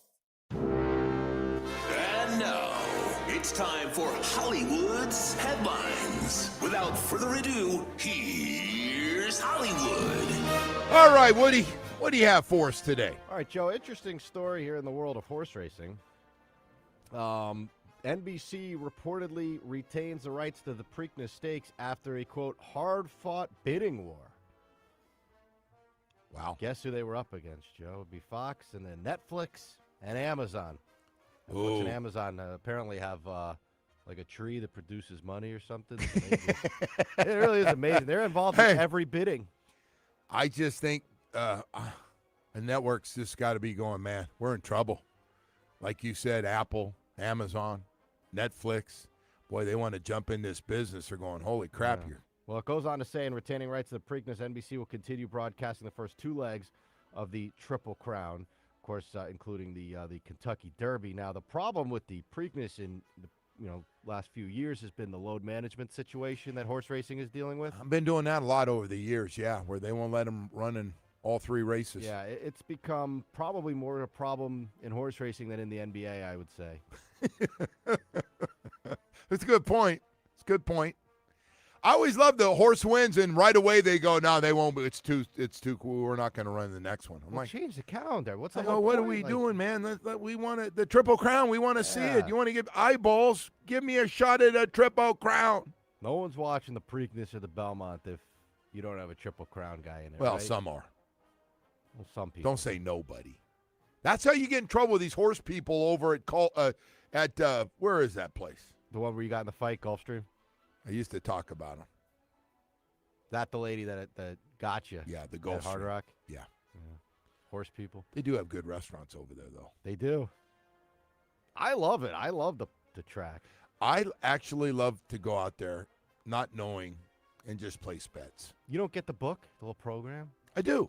I cheat off it. Of course I It's do. not cheating. You study. You look and see how they've ran. All right, do this. You take who they tell you to take and see how well you do at the track if you think it's just an automatic win. I usually just take the long shots, but All right. don't you look at the horse and see if he's got like No, I a don't little look to swagger see. to him? No, he doesn't wink at me when No, I you see can him out read- there in you the can front. read body language on the horses. Get out of here. All right. Speaking of television, Now, here, somebody's Joe, going to think you're serious about that and go, I that am was the serious about dumbest that thing part. you've ever said. No, that part I am serious about. You can look at the horse. and Just you not can a very get- nice lady. You can read the body language of the horse. Yeah. It's like if you're betting on a game. Well, you you show stop. up and you watch warm-ups. Let me ask you, how many times you been to horse track? Many times. I love the horses. All right. But that's how you do it. I mean, You don't. you use the guide a little bit, but you still look at the horse. Take a up, peek at the man. jockey. See what he, is he See- locked in? See if he's giving thumbs up to the family. Yeah. Like, I got this one. Yeah. You're such an idiot. You are. All right, Joe. Mike Tomlin set to make his NBC broadcasting debut coming up at the Hall of Fame game.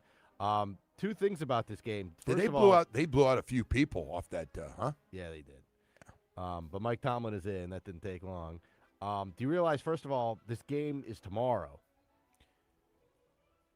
I didn't Thursday. realize that. Holy smokes! A Thursday And night game. Do you have any idea who the starting quarterback will be in this I game? do know that because they were talking about it yesterday at practice. So how weird is this? The guy that started the last college football game is going to start the first preseason NFL game. That's pretty cool. Yeah, Carson Beck getting the nod there for Arizona. Hey, man, We'll have lines and everything tomorrow. So there's a chance. There's a chance by the end of the year, he's getting some starts for Arizona. Be cool. Be cool to see. Apparently he's playing well over there. We'll get to see it tomorrow. Football's back. Well, have you been officially. watching their who's hot and who's not over there? I do follow. it Trending up, very trending closely, down in yes. Arizona? I follow the Perk and Omar of Arizona. Our boy Perk's coming up at 8, Yeah. man. All right. Brock Lesnar, Joe. officially now says he is retiring from WWE. This comes after his Hell in a Cell loss to Obafemi over the weekend at SummerSlam. I saw some of it. Yeah, I did. You know, it's tough to not because ESPN is ramming it down your throat. Now I watched with the highlights and everything. and I wanted to see how the story ended. It's fun, man. It's fun. I watched Saturday with my son. It's fun. He had him down a few times. And he got back up. Well, That that's third usually how count, it they goes, can't yeah. get to that third count. Yeah, Damn it! Usually how it goes. All right, Joe, and we'll end it on this one. A few auction items for you here. See if you can get close to any of these prices. We had a jersey worn by Kobe Bryant during the highest-scoring NBA Finals game of his career. That sold at auction. Can I give you a price? Yeah, please. $4 million? 1.6. Jersey originally sold for $35,000 not long after the finals ended that year. It was against the Orlando Magic, Game 1, 2009. So I'd like to. $35,000. Wouldn't you like to know, like, did somebody in the family go, yeah, give it to somebody, or I think I think so. So here's how it works, right? So a bunch of the Knicks stuff went up for auction, as I'm sure you saw, and there's a whole fight over that ball. Yes. Or the tip ball. But they wear multiple jerseys during the games, if they want, right? Because they do have to give some of the stuff to, like, and the NBA's, like, official auction. Like, some of the stuff has to be auctioned off. Yeah, but not your MVP jersey or your It backup wasn't his jersey. MVP. It was just from the highest scoring game Okay, of the finals. but in general, Which, I don't know. Maybe they didn't know it would be his highest scoring game at the time, but looks like they gave it away right like away. all this Michael Jordan stuff. Now we found out he was real close to his one security guy, was like his second father, and he gave that guy a lot of stuff. And at some point down the road, the family said, "Hell, this stuff's worth money. We're gonna sell it." Well, here you go, Joe. We had a collection of 10 sections of the original United Center hardwood that together form the Chicago Bulls logo from center court. Each section measured 10 feet by 4 feet and has been photo matched to home games during the 96, 97, and 98 NBA Finals. Oh, man. And now your Chicago Bulls. So if you wanted that to be, like when you walk in your house, you want the Bulls logo from the United Center, you had to pay $1.8 million for that luxury. That's pretty cool, though. That's pretty cool. It's very cool. But it's also quite expensive. One more for you here. We have an Aaron Judge MLB debut jersey. Yeah. Any thoughts? Ooh, 1.1. 0.8. Close. We had a Luka jersey that Is he ever went for gonna play over $1 again? million, too. What? Shade over $1 million. Luka debut. I'll be darned. Yeah. What's the thing gonna look like for Luka and his teammates? This is really weird. They sold In the LA. Plaxico touchdown pass. ball Yes, a from long Eli time ago. Manning, Yeah, $409,000 for the ball. I'm not surprised. Whatever happened to Plaxico? He shot himself, right? He was the one that shot himself? Shot himself in the foot in a club. Yeah. It's not funny. It was funny. Who the hell shoots himself in the leg? The hell you doing a gun in the club? Yeah. Maybe he'll leave it home next time. Did he end up, he shot himself and he went to jail, right? He got the double whammy. I don't know. I can't remember. I think you do. I think you go to jail if you shoot off a gun in a club. That's frowned upon. Probably not. I don't know what happened idea. to him, though. Probably not a great idea. Oh, Woody, you're cracking me up today, man. I don't know if I'm just.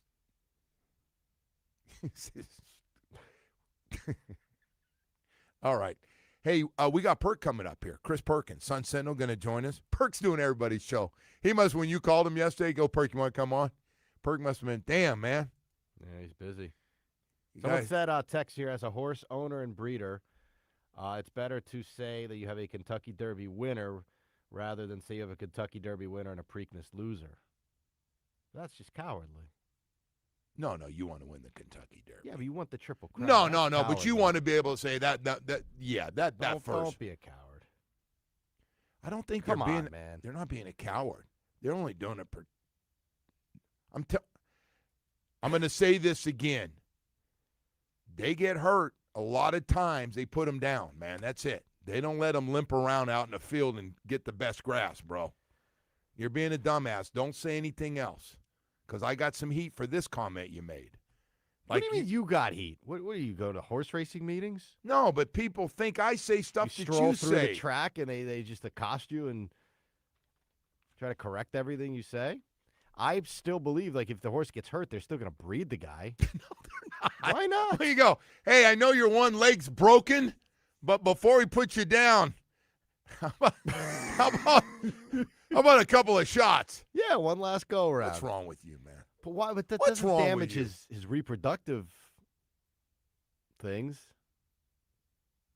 Just even if the horse is in pain. Yeah. And, No, you give him one of those shots. One of those in your shots. toe. Yeah. You're an idiot. Get out there You're and such an idiot. make more man. horses. Yeah. That doctor's no longer around. Go out Guy that strong. gave great shots to everybody, man. Yeah. He could numb you for a half. Hey, right now I want to talk to you about Super Sure, man. Oh, I'm super sure about this. When you sign your insurance policy, for some brokers, that's the finish line. Handshake, commission, done. Then you may not hear from them again until it's time for that renewal.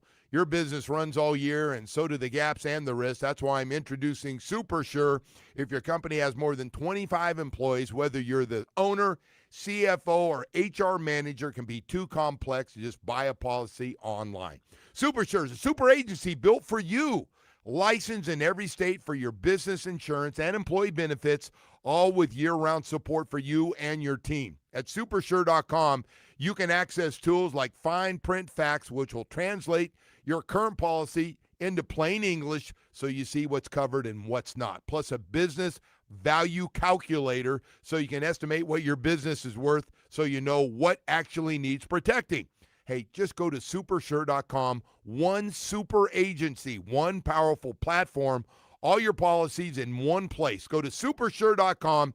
That's supersure.com, paid for by Super Sure Insurance Agency, LLC, a licensed insurance agency.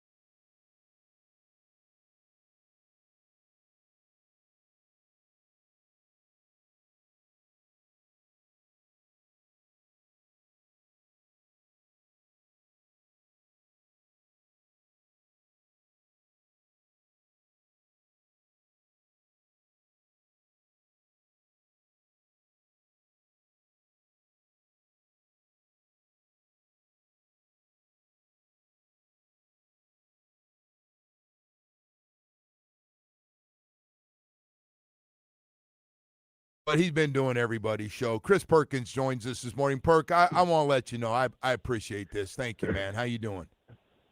Joe, I'm fired up, baby. What do we got? 4 weeks till the Canes open, 5 weeks till the Dolphins open. I'm ready, man. No, I am ready. I am. You know what? It's funny. I am too, man. I'm ready to get past the preseason and jump right into seeing the Canes out against Stanford in that first game out on the West Coast. But hey, man, I got a lot of things I want to get caught up with, and I've been watching everybody's stuff. And yesterday we were out at Canes practice, but And look, we do day to day and who's playing well and who's not. And I get it. I want to ask you, Yep. Caleb Douglas, a really interesting guy, because he's had days where you didn't realize he was practicing, and he's had days where he makes some great-looking catches in the red zone and his size and his speed and everything. So he's been kind of up and down, which, by the way, I expect from the rookie class. Right. What's been your take on Caleb Douglas so far? Intriguing. Long strider, 6'4", 205 pounds. So he's got a pretty big body. So a couple of things about Caleb. I wrote about him yesterday. It's online now on sunsentinel.com. But look, rookie third-round pick out of Texas Tech. He has a chance to take that wide receiver 1 title for this season. Let's see what happens.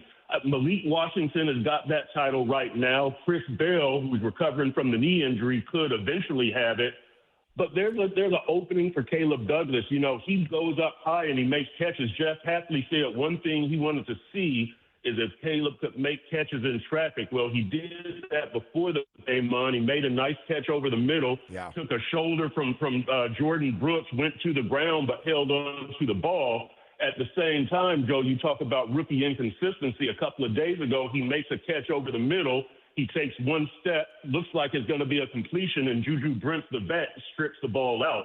Yeah. So it's a learning thing, but he is learning. He's learning how to use that big body as a blocker and as a receiver. He's intriguing. I like what I've seen. Hey, Perk, I don't want to play doctor here this morning, part of the Baptist L team or anything like that, but this Chris Bell thing, he's running around teasing you a little bit more, and you're going, he's running a little better.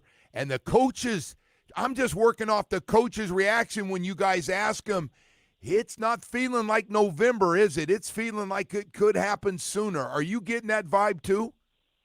Yeah, I'm getting that vibe. When you see him out there, he's running full speed, 10, 15-yard sprints, really accelerating, and we see him doing more every day. I know there's video out there. I know the Dolphins don't like us to give these updates on players who are rehabbing, so we have to let others put the video out and let the video speak for itself.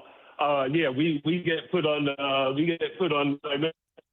We give too many details of what we see in rehab, but Chris Bell is a guy who I've before. He reminds me of Chris Chambers, the 2000s out of Wisconsin, big receiver, talented receiver, good hands, could make the tough catch, very polished. That's what I think of when I see Chris Bell. So I want to see him get out. I've said this before, Joe. I think he could be the steal of the draft, not just for the Dolphins, for the entire draft. The third rounder who, because of that knee injury, or a first round potential, but because of that knee injury, he dropped to the third round. I'm excited to see him out there. Yeah, he is built like an NFL receiver that can make all those catches you're looking at across the middle, especially for Malik Willis. And speaking of Malik Willis, before we get to Austin Jackson, I want to hit you with all the topics. I don't get why anybody's writing anything slightly negative about Malik Willis. Now, I haven't been there. I missed a couple practices. But I got to tell you, man, some of the things he's doing and he does with considering his receivers are slowly getting better. We're seeing everybody start to get better. I think Malik Willis has been, for the first week of practice and what everybody kind of said in the offseason, I think he's done a really nice job. What's your take on Malik Willis? I know everybody's got different thoughts on it. Yeah. Look, Joe. Here's a guy who's basically out there on an island, right? He's a first-year starter. His offensive line is shaky, especially those offensive tackles.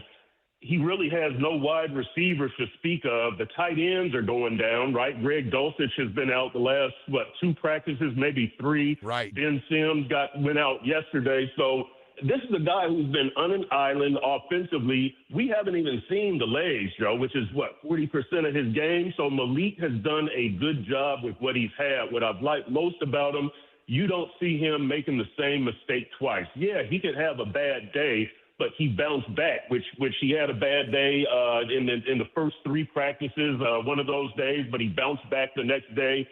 He'll have a bad throw, but you don't usually see him repeating it. He gets it corrected either with himself or with his receiver. You see him going over there and talking to receivers. I'm not saying Malik Willis is going to make a Pro Bowl this year or next year, but you see him stacking days, getting better, not making the same mistakes. That's what you want, especially when a guy has limited resources. Again, he's not doing it all by himself, but if you look at the talent around him, he kind of is. So I have no complaints about Malik Willis. He's making steady progress. I'm glad to hear that. I really am. I know sometimes people pick up stuff nationally from local stuff, and to be fair to everybody. All right. I'm a little worried about this Austin Jackson. I know they're saying it's nothing long-term and he's nicked up, and I might be wrong. I carried on about the toe because I had 2 toe surgeries myself, and it might be something different. But this guy watching practice, and again, what's your take? And listen, he's missed 20 games the last 2 years. And Charlie Heck, God bless Charlie Heck. Go get him, but that's gonna be a long season if it's a Charlie Heck situation. How do you feel about this Austin Jackson? We reading into it too much? Leave it alone? Because I got a feeling behind closed doors the coaches are thinking the same thing a lot of us are thinking. Oh, Joe, this has so many tentacles that spread out so far. So to me, initially it's a good news, bad news thing. So, and it's kind of strange. The good news is there's a reason why Austin Jackson has been so inconsistent, right? And I guess it's an injury. But the bad news is not another injury with Austin Jackson. Yeah. And so then you look at the tentacles, you knew you had offensive line concerns. If Austin Jackson is injured or if you don't think he can make 17 games, well, now you got to look at the backup. Charlie Heck has not been good out there. 6-year veteran, but he hasn't been good. Now, I will say this. Larry Borum started out shaky last year in training camp and ended up being a solid right tackle, so there's still hope. But if Austin Jackson can't go, you start talking Caden Proctor. Is it time to move him? Because eventually he's going to be a right tackle. Do you just move him? And once you do move him, Joe, I don't think you flip-flop it. Well, if Austin Jackson comes back in week 6, Caden goes back to guard. I think once you move Caden Proctor to tackle, he stays at tackle. Just like they're saying now, he's a guard, we're going to keep him at guard. Although I think Bobby Slowick did kind of open the door for some cross-training when he spoke yesterday. But, yeah, the Austin Jackson thing, it's far-reaching. You hope that he gets back healthy, and you hope he can play all 17. But if that's not the case, Joe, you got to really start thinking about making some moves here. Yeah, so the first part is Coach Half, like when he talks to you, man, it's pretty straight stuff. I wonder, he's got to be, this Caden Proctor thing's got to be on his mind, though, too, to get him out there to right tackle maybe early. And the second one, when Jamari Sawyer comes back, where does he fit into the big picture? What's his best position, or what can he Band-Aid us for this season if he has to play every game? Yeah, Proctor, I don't know, we don't know how Half thinks, and every decision, everything that comes up gives us insight into how he thinks. And with Proctor, at first he's going to stay at guard. Well, do they go back on that? Because circumstances have changed greatly. So, it wouldn't be like that Half is a hypocrite, or it wouldn't be like Half doesn't know what he's talking about. Circumstances change. Sometimes you have to change your thinking. So we'll see how Half resolves that situation with Proctor, if there's a situation of moving him to tackle. As far as Jamari Sawyer, we don't know, Joe. We don't know where he fits in. We haven't seen enough of him. It's one of those situations, though, where I don't. Right now, I don't think you need him as a starter at guard, because I think Jonas Avai-Naya and Caden Proctor have shown enough that you think, all right, they could be solid starters for the season. I think Sawyer is still a backup. Could he be a starting right tackle? Maybe. They when he first came here, they said he could do some guard and tackle, but again, we just haven't seen enough of him. So I don't know where Sawyer fits in, but because that offense, you're going to have injuries on the offensive line, right? All 5 guys aren't going to stay healthy all year. So it would be helpful if Sawyer could be a starting caliber offensive lineman at either guard or tackle, because eventually he's probably going to have to make some starts, but we have no idea what he can do. He hasn't been out there enough. All right, I want to talk about that. I call them the 3 guys. That's all I tell people is the 3 guys. And I know what's coming. I know. No, you do. Chop Robinson. Yep. Let's start with that one. Number 1. Hey, nice start for him so far. Really, even against the run, good things inside, getting off blocks, even outside. What's been your take on Chop? Chop has improved. Now, we don't know if that's going up against subpar, substandard offensive linemen, or if that's actually Chop. We're going to find out a lot more when they have the joint practice against Washington, in about 10 days or whenever that is. But look, Chop is off to a good start. He has actually done well against both Patrick Paul and Austin Jackson. And then when the backup tackles have been in there, he's eaten them alive. So what we've seen against Chop on the run and the pass has been good. And really, with Chop, how Hafley said he wanted to see him be a complete defensive end, Joe. He wants to see him set the edge against the run and get the quarterback to the ground. Chop has that great first step. And I think he's one of those guys who does well in win rate on the pass rush, but he doesn't get the quarterback on the ground. 10 sacks in 2 years. Yeah. So we've got to see Chop get the quarterback on the ground, which he's done pretty well in training camp, even though they don't tackle to the ground, and set the edge. Like they say, you've got to earn the right to rush the passer. So Chop has got to be good on first and second down to get himself into a third and long where he can just go right at that quarterback. He's on a good track. I don't know if it's a good start. It's a good start. Yeah. All right. It's a good start. Yeah. So I don't know if it was with you, but Jonas Avayanaya is playing a lot better at right guard. I was shocked to hear him, honestly, and I said this yesterday to Omar. A little shocked that he came out and said, I lost all my confidence last year, everything. I'm not a big fan of guys sharing everything. Basically I'm going to counseling. I got demons, and Omar does that with me, and I do that, Omar. But we don't I don't want those guys doing it. Anyway, what's been your take on Jonas Avayanaya? Joe, I like that Jonah is honest, and Jonah is he's a nice kid and a class act. Oh, he is. He's all that. Yes. Yes. So I'm one of those journalists, Joe, who I like it when players are honest with us. And I ask players to be honest, so I'm not going to go back and say, I wish he wouldn't have said that. No, I get that. You're right. You're right. So, I like that he was honest. And look, he lost his confidence last year, and that's what he said. Yeah. And so it's a matter of getting the confidence back. I don't necessarily hear from others that, Jonah's feet are bad or he doesn't use his arms well. It's confidence. And now that he's back on the right side where he played in college, and now, he switched back to number 71, which he wore in college and high school. And so that helps the mindset. That's and great, that helps him get back to where Jonah used to be and all of that kind of stuff.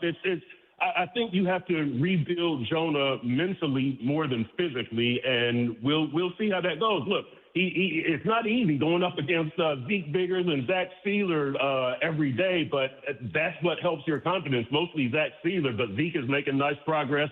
We'll see about Kenneth Grant, but Jonah's being tested, and so far Jonah has answered the call. Again, like I said about Malik Willis, I'm not predicting that Jonah's going to make a Pro Bowl this season, but on the trajectory he's on, he will not be rated as the worst guard in the league by Pro Football Focus like he was last year. No, I agree. I see him making some progress, so that's a good thing for Jonah. I'm pulling for him. No, it's good for the team. It's good for all of us, man, to watch and again, I wasn't trying to be an old school hard ass. It's just, Joe, you can't help that. You can't help. That's what you are, Joe. No, Bo is. That's Bo. It's Kim Bo Camper. He's an angry old man.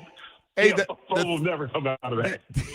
The third guy's Kenneth Grant. Been a little quiet. Yep. How am I reading into Kenneth Grant? What do you think? KG, I still haven't seen it. I see the individual drills. KG looks really good. He looks fast. He looks explosive. He looks strong.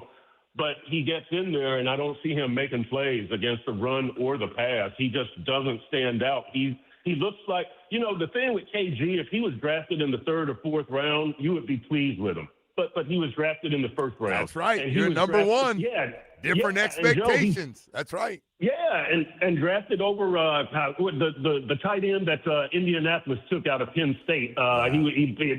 He was drafted one spot above him, and Chris Greer is Kenneth Grant was the highest rated player on our chart, and there's no way you had him rated above him. But look, KG filled a need, and that's what they drafted him for. They drafted him by need. He wasn't the best player available, but he's got to be more assertive. He's got to be more aggressive. He's got to be a man-eater in there, but you just don't feel him. You feel Zeke Biggers. You feel Jordan Phillips. You feel Zach Sealer. You don't really feel KG. So he's got to be way, way more assertive. He's kind of in the area where Jonah is. I don't know if it's all mental with KG, but he's kind of in that area where you were drafted high. This team wants to be strong in the trenches. You need to assert yourself. Great job on my three guys, man. I just call them the three guys, and you were right on to it, Perk. Hey, Perk, I got to ask you, last question, I'll leave you alone. Who's been, through this first week and change of practices, the cover corner that you trust the most, that's been the most consistent of guys that have had up and down practices? Juju Brents. I think that's pretty easy, although Chris Johnson is coming along. Joe, I think they're going to be okay at corner. Of the three trouble spots, wide receiver, defensive end, and corner, I think they'll be okay at corner with Juju Brents and Jason Marshall Jr. on the outside and Chris Johnson in the slot. And Chris Johnson might start on the outside also opposite Juju Brents. I think they're going to be okay. Wide receiver and defensive end, we'll see. But at corner, I think they'll be okay. And remember what I always say about this team, Joe, that, look, don't obsess about the record. At the end of the year, you need to know that Half is the right guy at coach, Sully is the right guy at GM, Malik Willis is the right guy at quarterback, and your players have the right attitude. If you have those four things, the wins will take care of themselves. So don't obsess about the wins, obsess about the people and their mentality, and are they the right people for what you want? Then the wins will take care of themselves. Perk, outstanding, man. Thank you. I mean it. That's good stuff. Good stuff, and some of those big topics. And by the way, just so everybody knows, there's no big right tackles out there at the local park in Dade County that Omar always talks about, that we can just go grab a 320-pound long body guy that's got great feet that can just play right tackle. They're hard to find. Thank you, man. Joe, I'll see you out there Friday. Thanks, Perk. Thank you very much. All right, Chris Perkins, Sun Sentinel Dolphins columnist. Hey, man, if you're looking for that truck, that perfect truck right now, you're starting to look around, man. That's how you make a living. That's all you drive, and that's what you enjoy. Even on a weekend to have some fun. There's nothing like a South Florida Chevy truck. Nothing like them, man. We're proud of them. We call them the big cleanup hitter of the family right now, whether it's a Chevy Colorado and the Custom or the ZR2 to anything in the Chevy Silverado family. And boy, do we have a lot to choose from a Custom Trail Boss to the Silverado EV. 10 models and 4 powerful engine choices. Silverado delivers an impressive balance of strength, dependability, and efficiency. Everything you could ever want. It's like they've almost custom made a truck perfect for your lifestyle. Whatever color you're looking for, whatever the strength is, man, we got something for you. We got guys out there that work. This is how you make a living, you and that truck. And you need something that's dependable. In some cases, 7 days a week. We got them for you, man. It's a lot to choose from.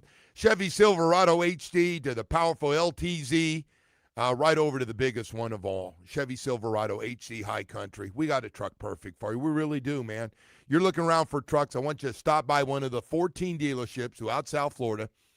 Take a test drive. Find the one you like. Take a test drive and then sit down, more importantly, and get a great deal on a Chevy truck. We make one perfect for you. Check it out at your South Florida Chevy dealers today. The Joe Rose Show is presented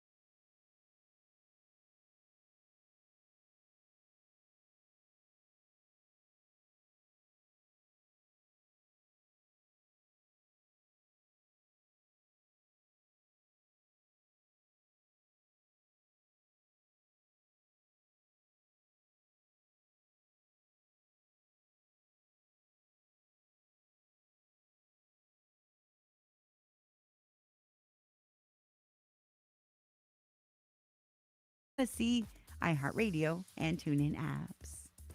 This report is brought to you by the Casino at Dania Beach, where the fun never stops and the parking is free. The Casino at Dania Beach has it all. Enjoy new exciting promotions, the hottest slots, great shows, multiple dining options, live poker, and simulcast. Plus, new members can win up to $5,000 in free play. Join the fun at the Casino at Dania Beach.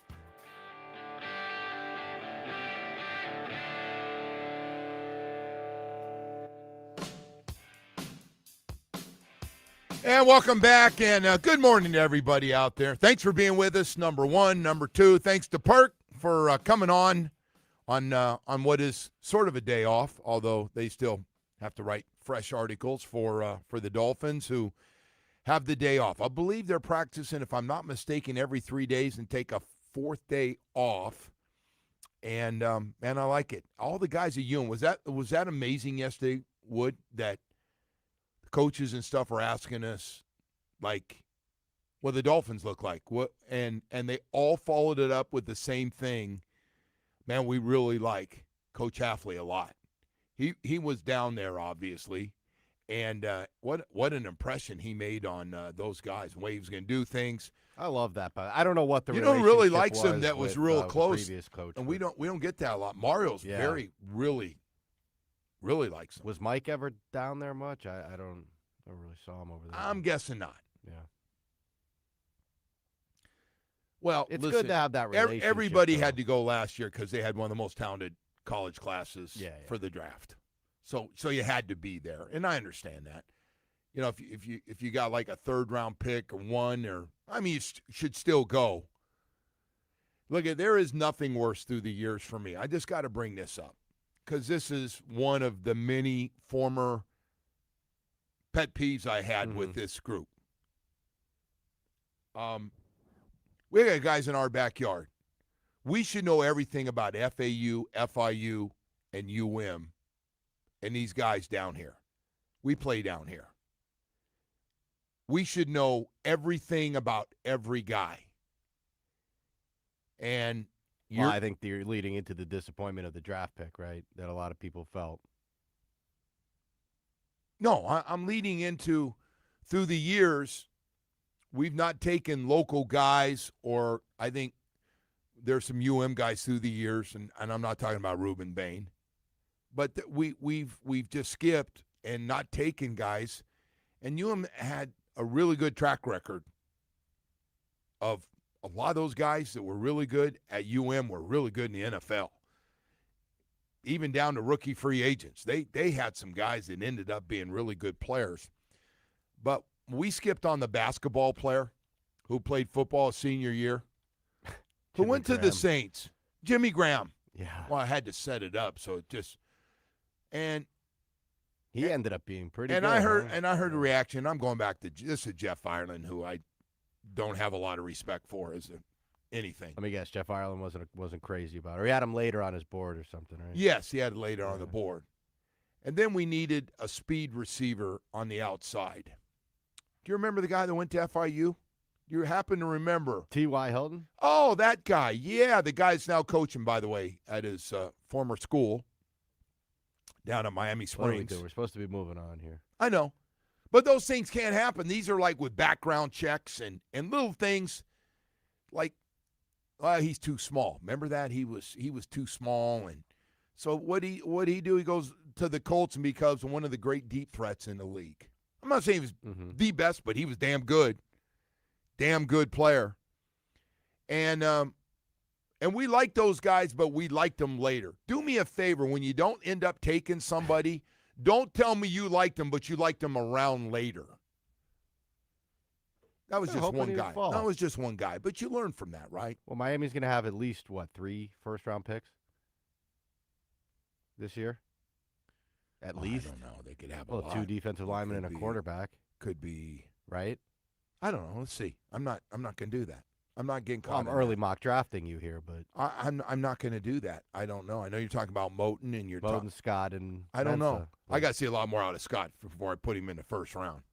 I'm not. Well, I'm even just telling you where close. they have him slotted now. I'm just telling you. I hope they're as good as the coach said they're going. Loves the maturity of Scott, and I hope so. He's a 5-star guy out of Chicago, right? Chicago, Illinois guy. But I got to see a lot more before we do that.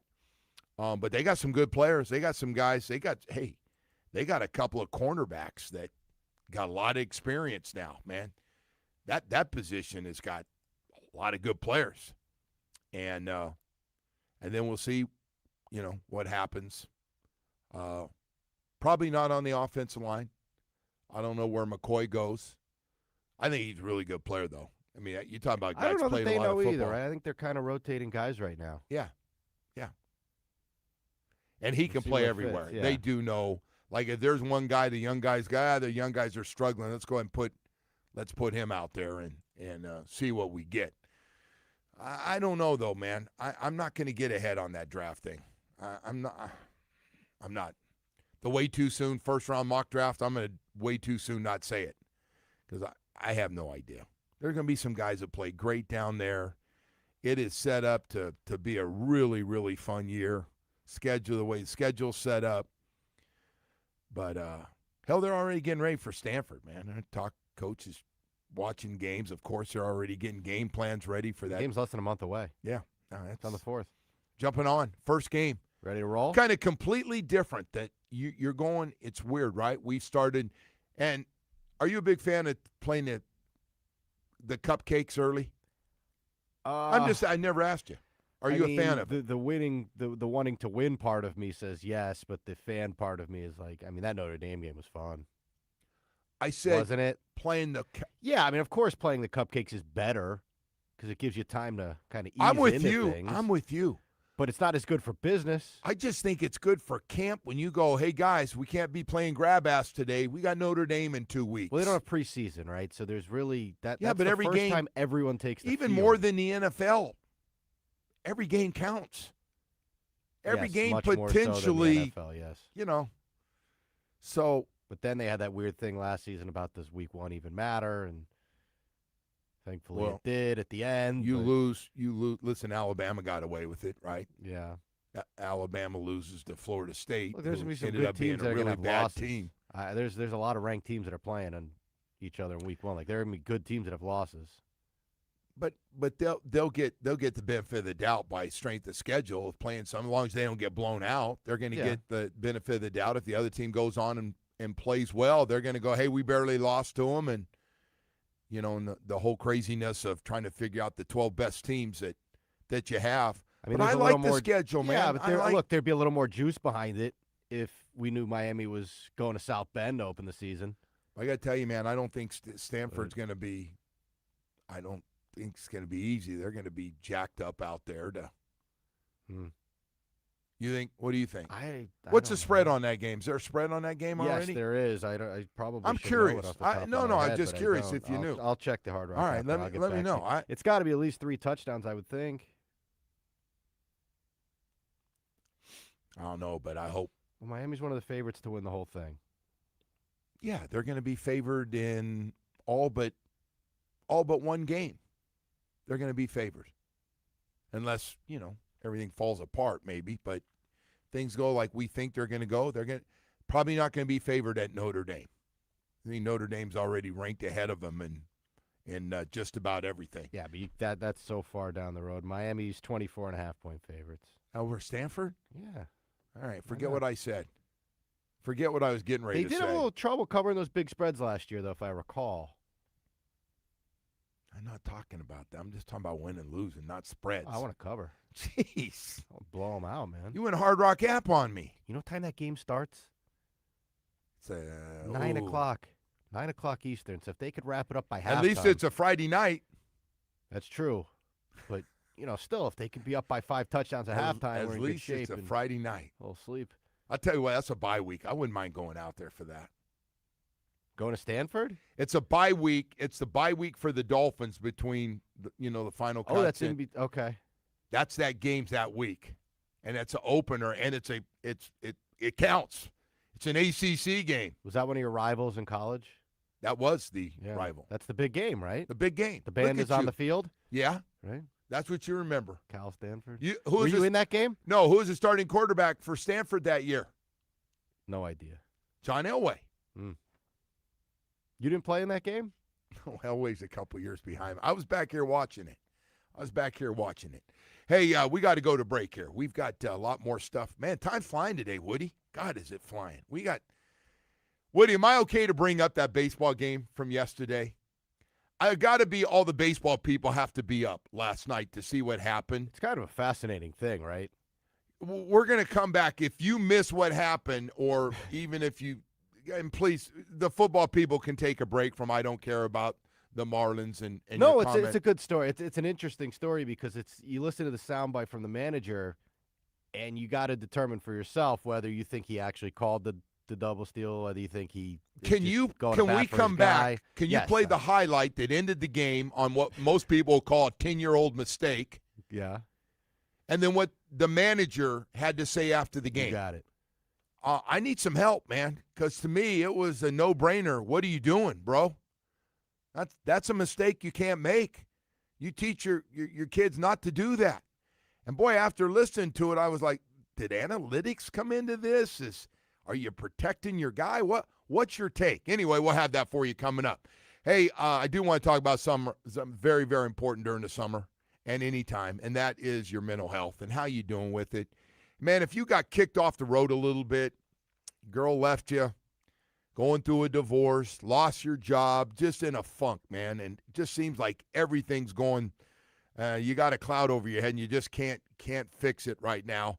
I do want to tell you about a place you can help and get some help this summer. Dr. Barry's team at Recovery Unplugged really has your back. Their mental health residential program in Fort Lauderdale is private, comfortable space for you to heal with music-based care that hits the right note every time, man. Depression, anxiety, you're going through it. It happens. It just happens, man. And sometimes your old buddies can't help you.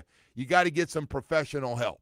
They accept most major insurance plans. Call 954-737-4508 or visit recoveryunplug.com. I just tell people this all the time, man. It happens to everybody. It happens to guys, happens to women. We got a place, I call it, man, the QAM place to go. Dr. Barry's team, they're fantastic. They do great work. Go to recoveryunplug.com, 954-737-4508. If you know somebody that's going through it right now or you're going through it yourself, hey, this summer, heal out loud. WQAM broadcast.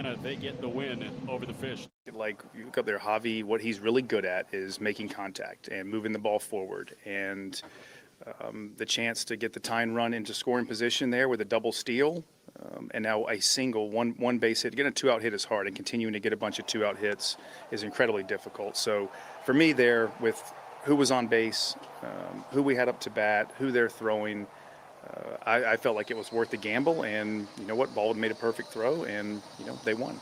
And I think we have to continue to do that. And as many times as we made outs, but I think there's just so much to be gained from that, and not being afraid in that moment to. Yeah, the game ends if you get thrown out, but you know what? For me, it was worth the gamble. I'm glad Mars did it, and we just didn't make it. All right, wow, that's I don't know. That's a head scratcher. I know when you're growing up as a little guy and you're going through the do's and the don'ts, and everybody's spending your life in baseball. So if you missed it last night, just to run through this, you're down 4-0 in the top of the ninth inning in Atlanta. Get a couple of runs there to make it 4-2. Get runners on first and second with 2 outs is what we're talking about. Jacob Marcy gets thrown out trying to steal third base. And you heard the announcers even say, wow, that's a bad look there, man. You don't do that, You don't do that. Hell, you don't do that if you're Lou Brock or Ricky Henderson. You don't do that. You just don't. You give the guy at the plate a chance to, even with runners on first and second, you give those guys a chance to hit one in the gap, who's ever at bat, hit a home run, you could win the game. You take the lead, hit one in the gap, guys from first and second both score. And maybe down the line, just and he defended it, or was he protecting Jacob Marcy? Well, that's the $1 million question here, right? And by the way, I knew Clayton McCullough was not going to rip the guy. Yeah, but at the end, he says, "I'm glad he did it."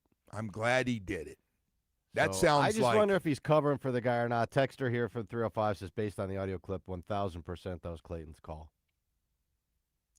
It's just a very weird call to make. So if Clayton McCullough is making that, then he's making that off analytics, right?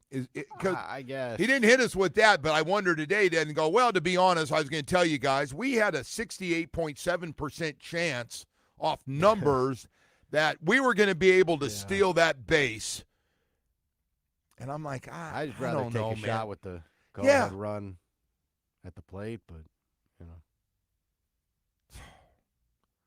And I know it's a hard off a closer. It's hard to get a whole bunch of hits. Yeah. Okay. Yeah. We already had a few on. Oh man, I don't know. I know this is second guess special, but to me, I don't know. Unless baseball's changing out there, if it's changing and you just run whenever the hell you want, and they have been aggressive on the bases, and it's helped them. You may be right. That might be an analytics. I still think that the guy went on his own.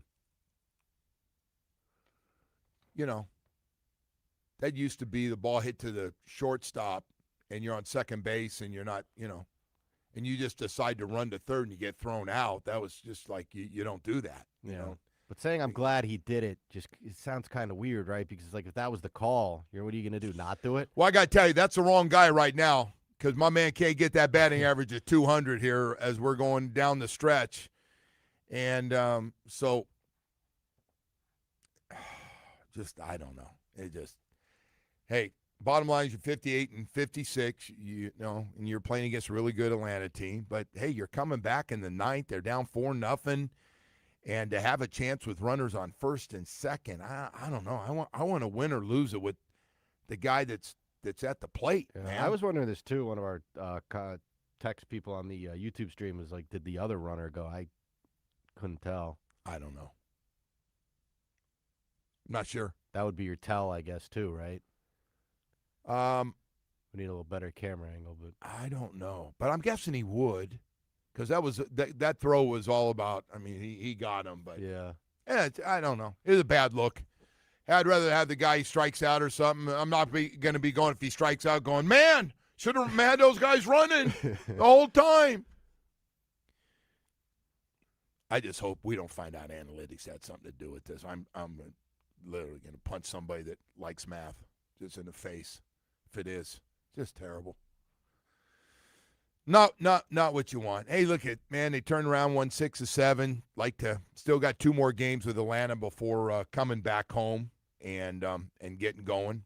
What do you got at home again? What do you got? The Pirates going to be at home? Yes. And the Angels first. You got the Angels first for 3.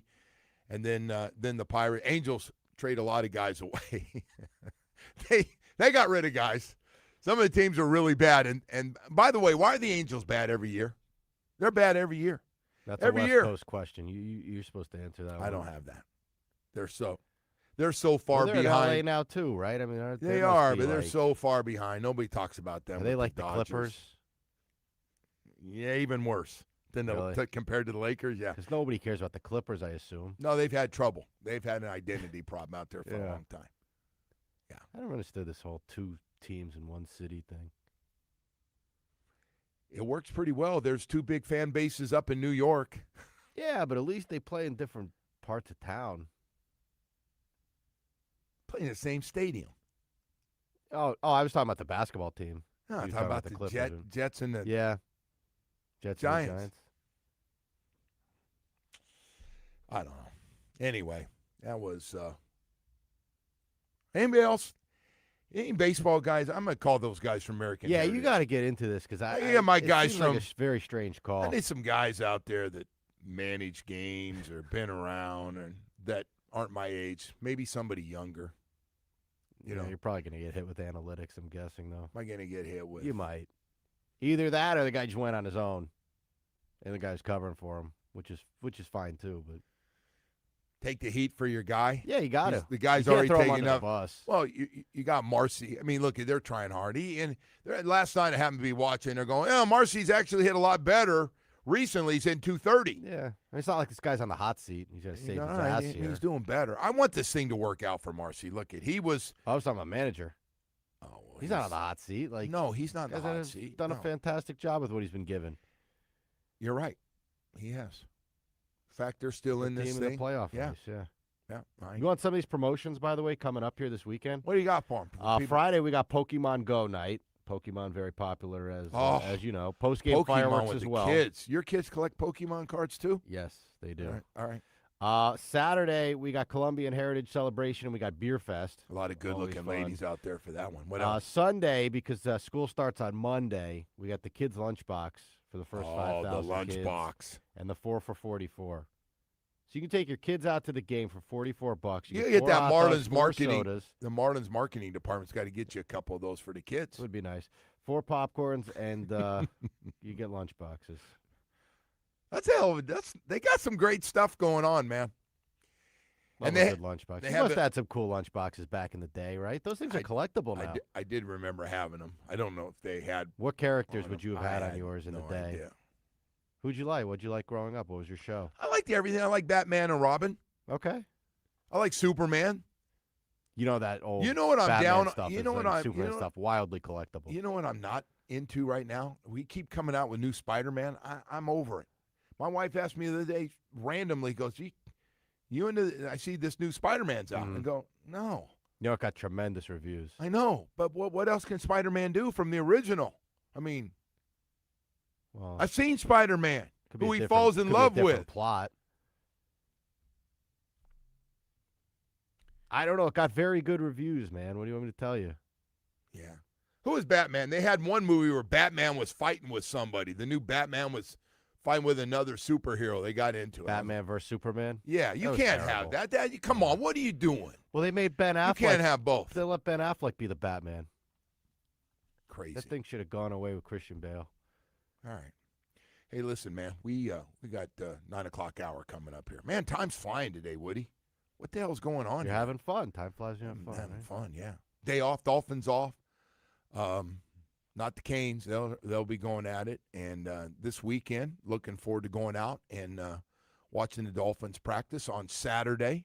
A lot of the alumni will be out there. Can't wait to see everybody. Chill Zone Air Conditioning. I love talking about them. Hey, President Melissa De Verona of Chill Zone Air Conditioning. Melissa, thank you. Thank you very, very much. I had one of my best experiences ever from start to finish with an air conditioning company with you and your guys. Michael came out. When you gave me, first of all, it started with a 4-hour window that they're going to be coming out. No, a 2-hour window. And then you called to let us know that they're going to be there, and you gave us a arrival time. And I was like, are you kidding? How nice it was my wife didn't have to wait around all day. Because then you got to hear about it. And she, I waited all day. They don't show up. They didn't get it fixed. They said it was going to be this. Did you want to pay this amount? We need a new air conditioning unit. All these surprises. You don't get that with Chill Zone. You just don't. And if you're frustrated and ready to make a change, listen, the air conditioning industry can be just downright dirty. It can be a rough one, man. Like, what am I going into this time? Who's coming out? What's it going to be? When they going to get here? Is it going to be they can fix it? Going to tell me I need a new air conditioning? You never know. Well, you do when you go to Chill Zone Air Conditioning. Boy, I'll tell you what, Melissa, the president, takes all the calls, sends out the crews who have been with her for a long time. They have a lot of experience. They know how to fix it. They know when you need a part. They know when you need a new air conditioning unit. But, hey, man, even duct cleaning, they do it all for you, covering all of South Florida. If you're ready to get things done and be happy when it's done, covering Dade and Broward County, they're going to do great work for you. 786-378-2778. Tell them you heard it right here on 104.3 WQM that Joe Rose was bragging about how much you like Melissa. It's okay. Go to chillzoneac.com. Learn more about them. But I promise you, the way they do their service, you're going to love at Chill Zone Air Conditioning.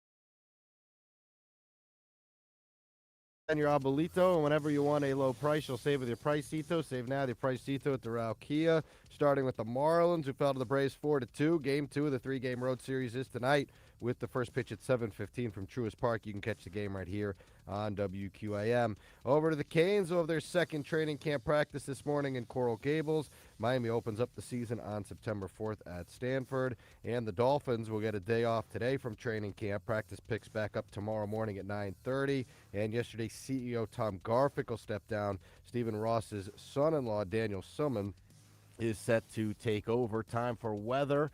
Brought to you by Tornado Roofing and Contracting. Have a leaky roof? Take action now. Get your free estimate. Call 954-968-8155.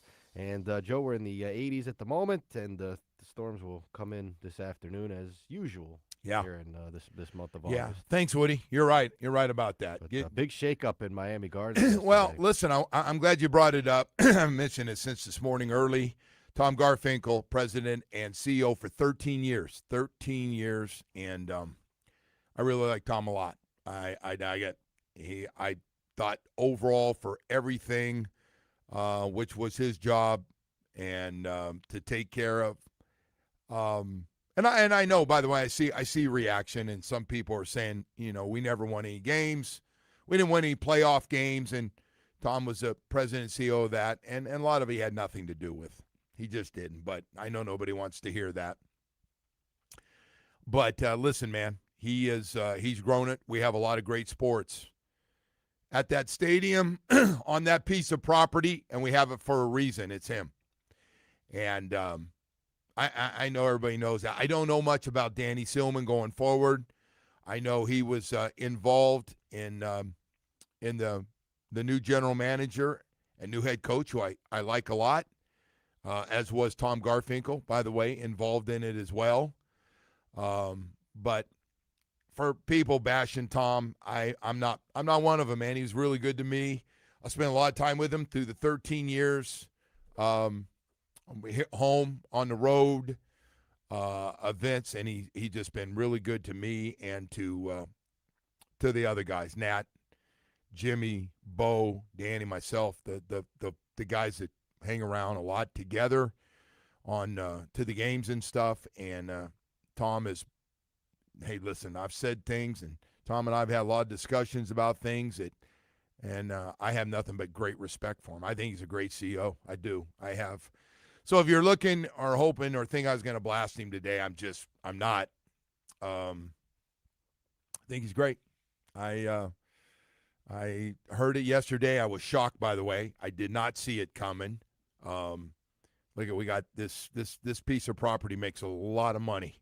As the value for the owner, Stephen Ross, has got to be very excited about the amount of money, even with a football team that hasn't been able to win a playoff game in 26 years. One thing he's got to be pleased with is the value of that piece of property right now with everything on it. I don't know what the number is, $15 to $20 billion. I'm guessing with F1, Miami Open, soccer events, concerts, World Cup, national championship game, blah, blah, blah, blah, blah. Guys that have race cars that like to play with them a lot. We got that program now set up. It's been amazing. It truly has. I'm guessing a lot of NFL teams are going to try to do some of the same things. We live here in South Florida, and it's unique. But people are asking me about Danny Silman, and I said I barely know him, and I don't even know if he'd know who I am. I've seen him. I've seen the family together, Mr. Ross's family, after games over the last couple years, and I've seen him. I've had dinner, but I didn't sit with him or talk to him at the dinner that we were at, and so that's all I know. I know it looks like they're putting everything together under the company name Ross Sports and Entertainment, and Danny Silman is going to run the show. That's all I know.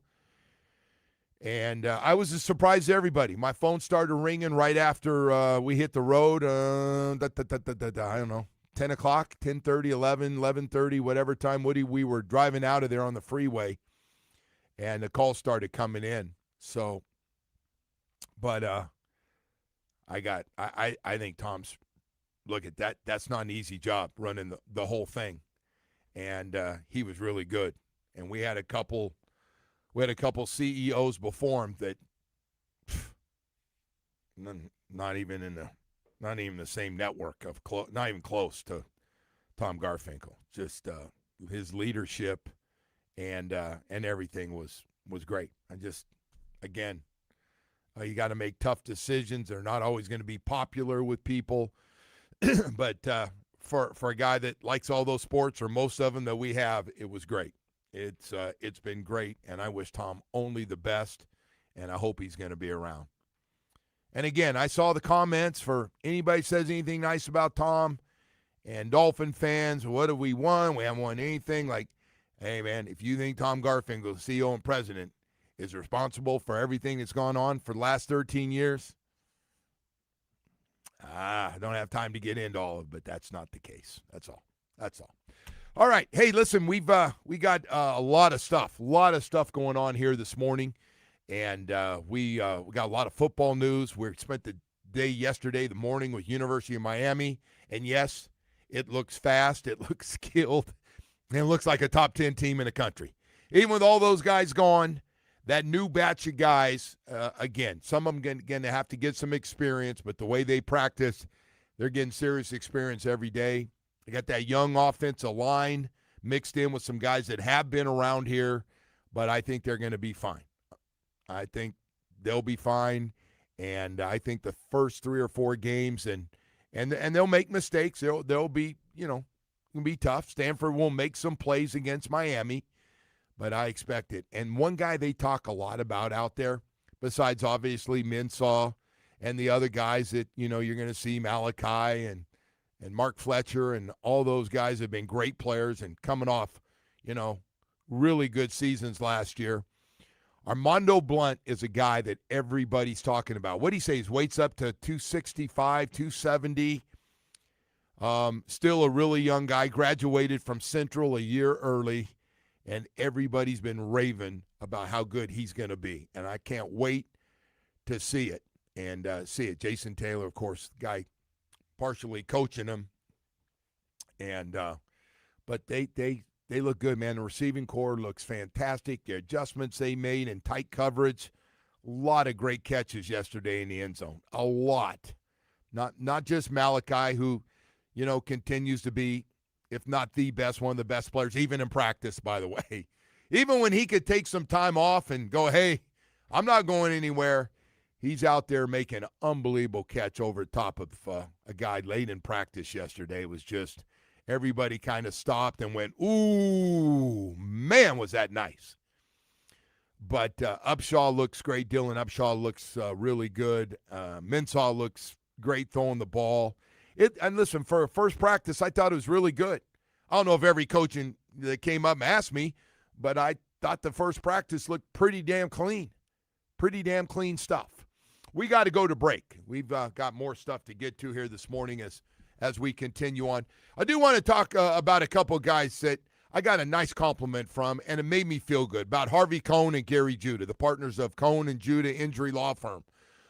One of the guys, and I was going to get around to this the other day, a guy said, one of the security guys that works at, one of the security guys at the practice facility said, hey, Joe, can I talk to you? And I go, yeah.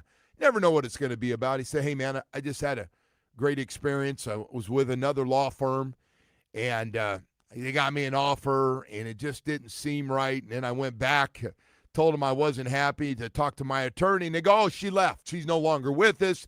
Here's your new attorney. And the guy goes, no, this is ridiculous. He said he remembered hearing me talking about Gary and Harvey Cohn and Gary Judah. So he called. Harvey meets with him right away.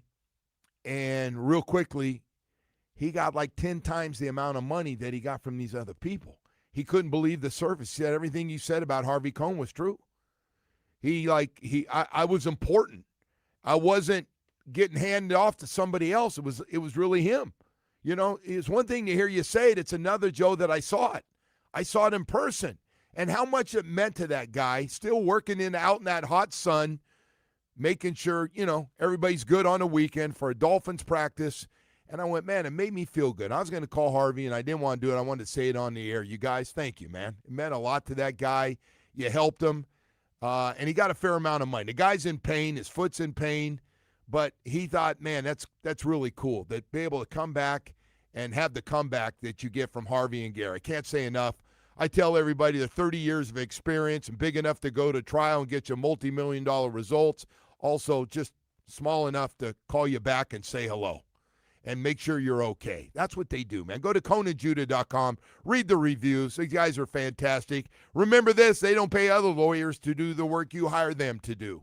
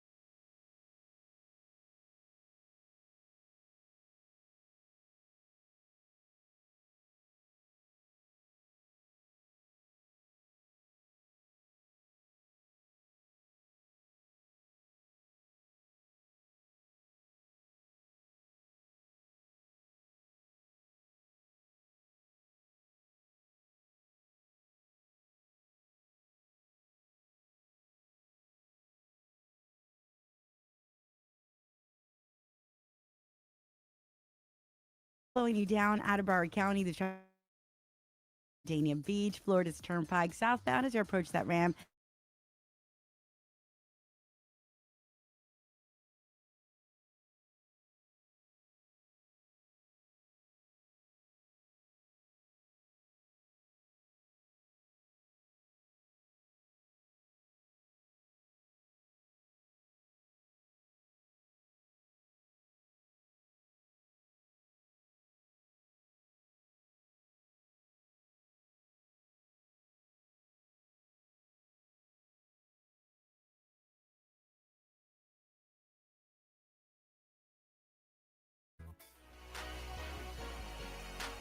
All right, welcome back, and a good morning to everybody out there. The Dolphins have the day off.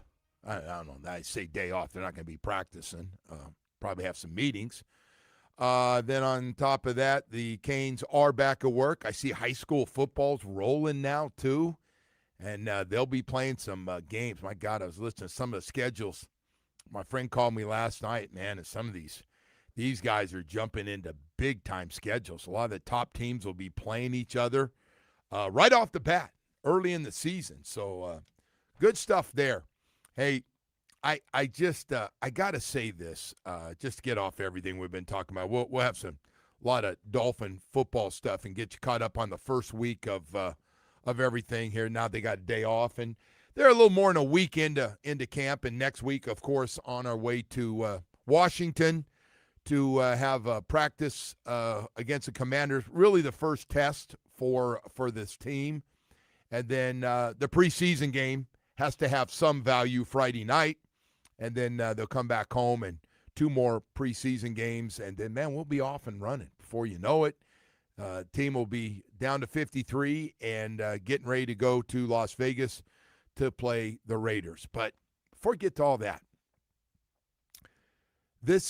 this Aaron Rodgers thing, who is very, to put it nicely, very interesting character. Very interesting, big conspiracy guy.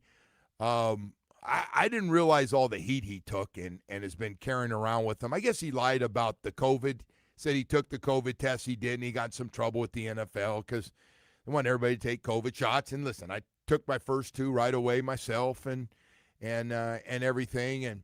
And so he came on, and he was on a roll. I'll bet if he was on 12 minutes, Woody, I'll bet he talked about his team maybe a minute, and 11 was just ripping ESPN and the coverage of his stuff compared to other stuff that's more important.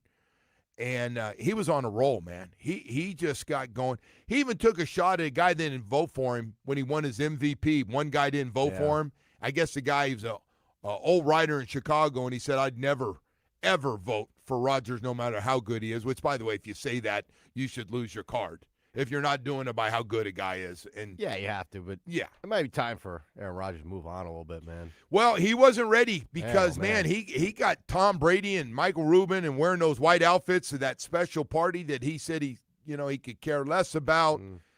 Did he take a little jab at Adam Schefter in there? I think Schefter might have got touched in that thing too, who, by the way, is very questionable at times in some of the things he's doing for inside information, and then also putting a lot of money in the gambling sites. So it is kind of funny, though, that he's doing it on ESPN. And then he's on ESPN. They're paying McAfee $1 zillion. And he went on, and he was killing ESPN. Yeah. And it's a little much. But I got to tell you, it was great entertainment. I mean, there are going to be people that liked it. There's going to be people that didn't like what he had to say. But the fact is, he went on ESPN on the Pat McAfee show, and he blasted ESPN. He's just an angry dude. By the way, McAfee's got so much power over there. Yeah, it's very obvious. He runs that network. He was laughing. What other show on ESPN could do that? I saw some people are going, McAfee didn't know what to say. McAfee was smart enough not to say anything and let this guy know. And by the way, word's going to spread, and everybody's going to want to see and stuff, because you know what happens after this. Then the Steelers had to come out and they had to do like, hey, by the way, they were trying to spin it, and don't you wish he could just focus on? Can you imagine their PR department having to work with that guy? Well, McAfee's in a rare position, man. He doesn't care. What is he going to do? Fire him? By the way, if Aaron Rodgers wanted to come on, you'd want him on all the time because he's going to say all this stuff. You're going to have everybody listening. Everybody. Yep. Hate or not, love or hate that guy, you're going to listen. And I got to tell you, this too, he can still spin the ball. I've watched 3 games of his in person, the last 2 with the Jets and last year with Pittsburgh, and he's throwing it like a top 10 quarterback. Is it a Dolphin thing? Is it a Dolphin thing? Every time he plays against him, he looks like. I don't see that team having any great success, but I don't know. Do you? Certainly doesn't feel like it. I don't know. You were asking me about the Patriots, which is an interesting team. So I think the Patriots lose. I could see them win 10 or 11 games. Yeah. Which is going to be off what they did last sold year. on Drake May, and I wonder if the Vrabel stuff. I don't think Drake May's the problem. You think the Vrabel distraction comes back? No. At any point? You think it's dead? I don't think anything while they're out there practicing going, look at our coach over there. He's over there daydreaming about old Rossini right now. She's been awfully quiet. Or, oh, God, the wife's here today. Hey, check out Mike's wife and see if she's feeling, she got a ring on? Oh, good. I don't think anybody's doing that in football. Everybody's got their own stuff. You got to get ready to go. His stuff is just that gets way than, too than others, but yeah, no, the whole deal's very strange story. But I think Patriots got a good team. I'm with everybody else. I think I like Buffalo a little bit more, but I don't know how good Buffalo is either. They're one of the favorites again. I got Josh Allen. I'll tell you where I think everybody's whiffing, and I know you disagree with me. I got Kansas City as the 3rd best team in their own division. I don't think they're as good as the Chargers or the Broncos. Okay. I don't think the teams are even close. I think the Chargers are going to be very good. Right? I think they're offensively. But you're not buying the Denver Broncos? I'm not a huge Broncos guy, but no, I think Mahomes is going to be either comeback player of the year or MVP, one of those two. He's going to bounce right back from that thing, probably have a monster season. I don't know. Guy's a killer, man. But I will tell you this. We get to see him for the first home game. That's true. We get to see it up close. Is their receiver, is he going to be in jail for that game, or is he out? I think he's off probation. He Is he out? I think the 30 days have been up for a while. Yeah, I think he's back. Was that all he got? He got 30 days. That was unrelated to the car probation racing thing, though. Wasn't that a weed thing or something? I don't know. Weed, speed, I don't know. Weed, speed, yeah. Yes, Not indeed. a good mix. I don't know. I do know this, though. We got one of our favorite guys, Chris Perkins from the Sun Sentinel, Dolphins columnist, going to join us next. So stay with us. We'll have that. The Joe Rose Show is presented by Loctite Windows, Doors, and Roofing. Loctite Impact.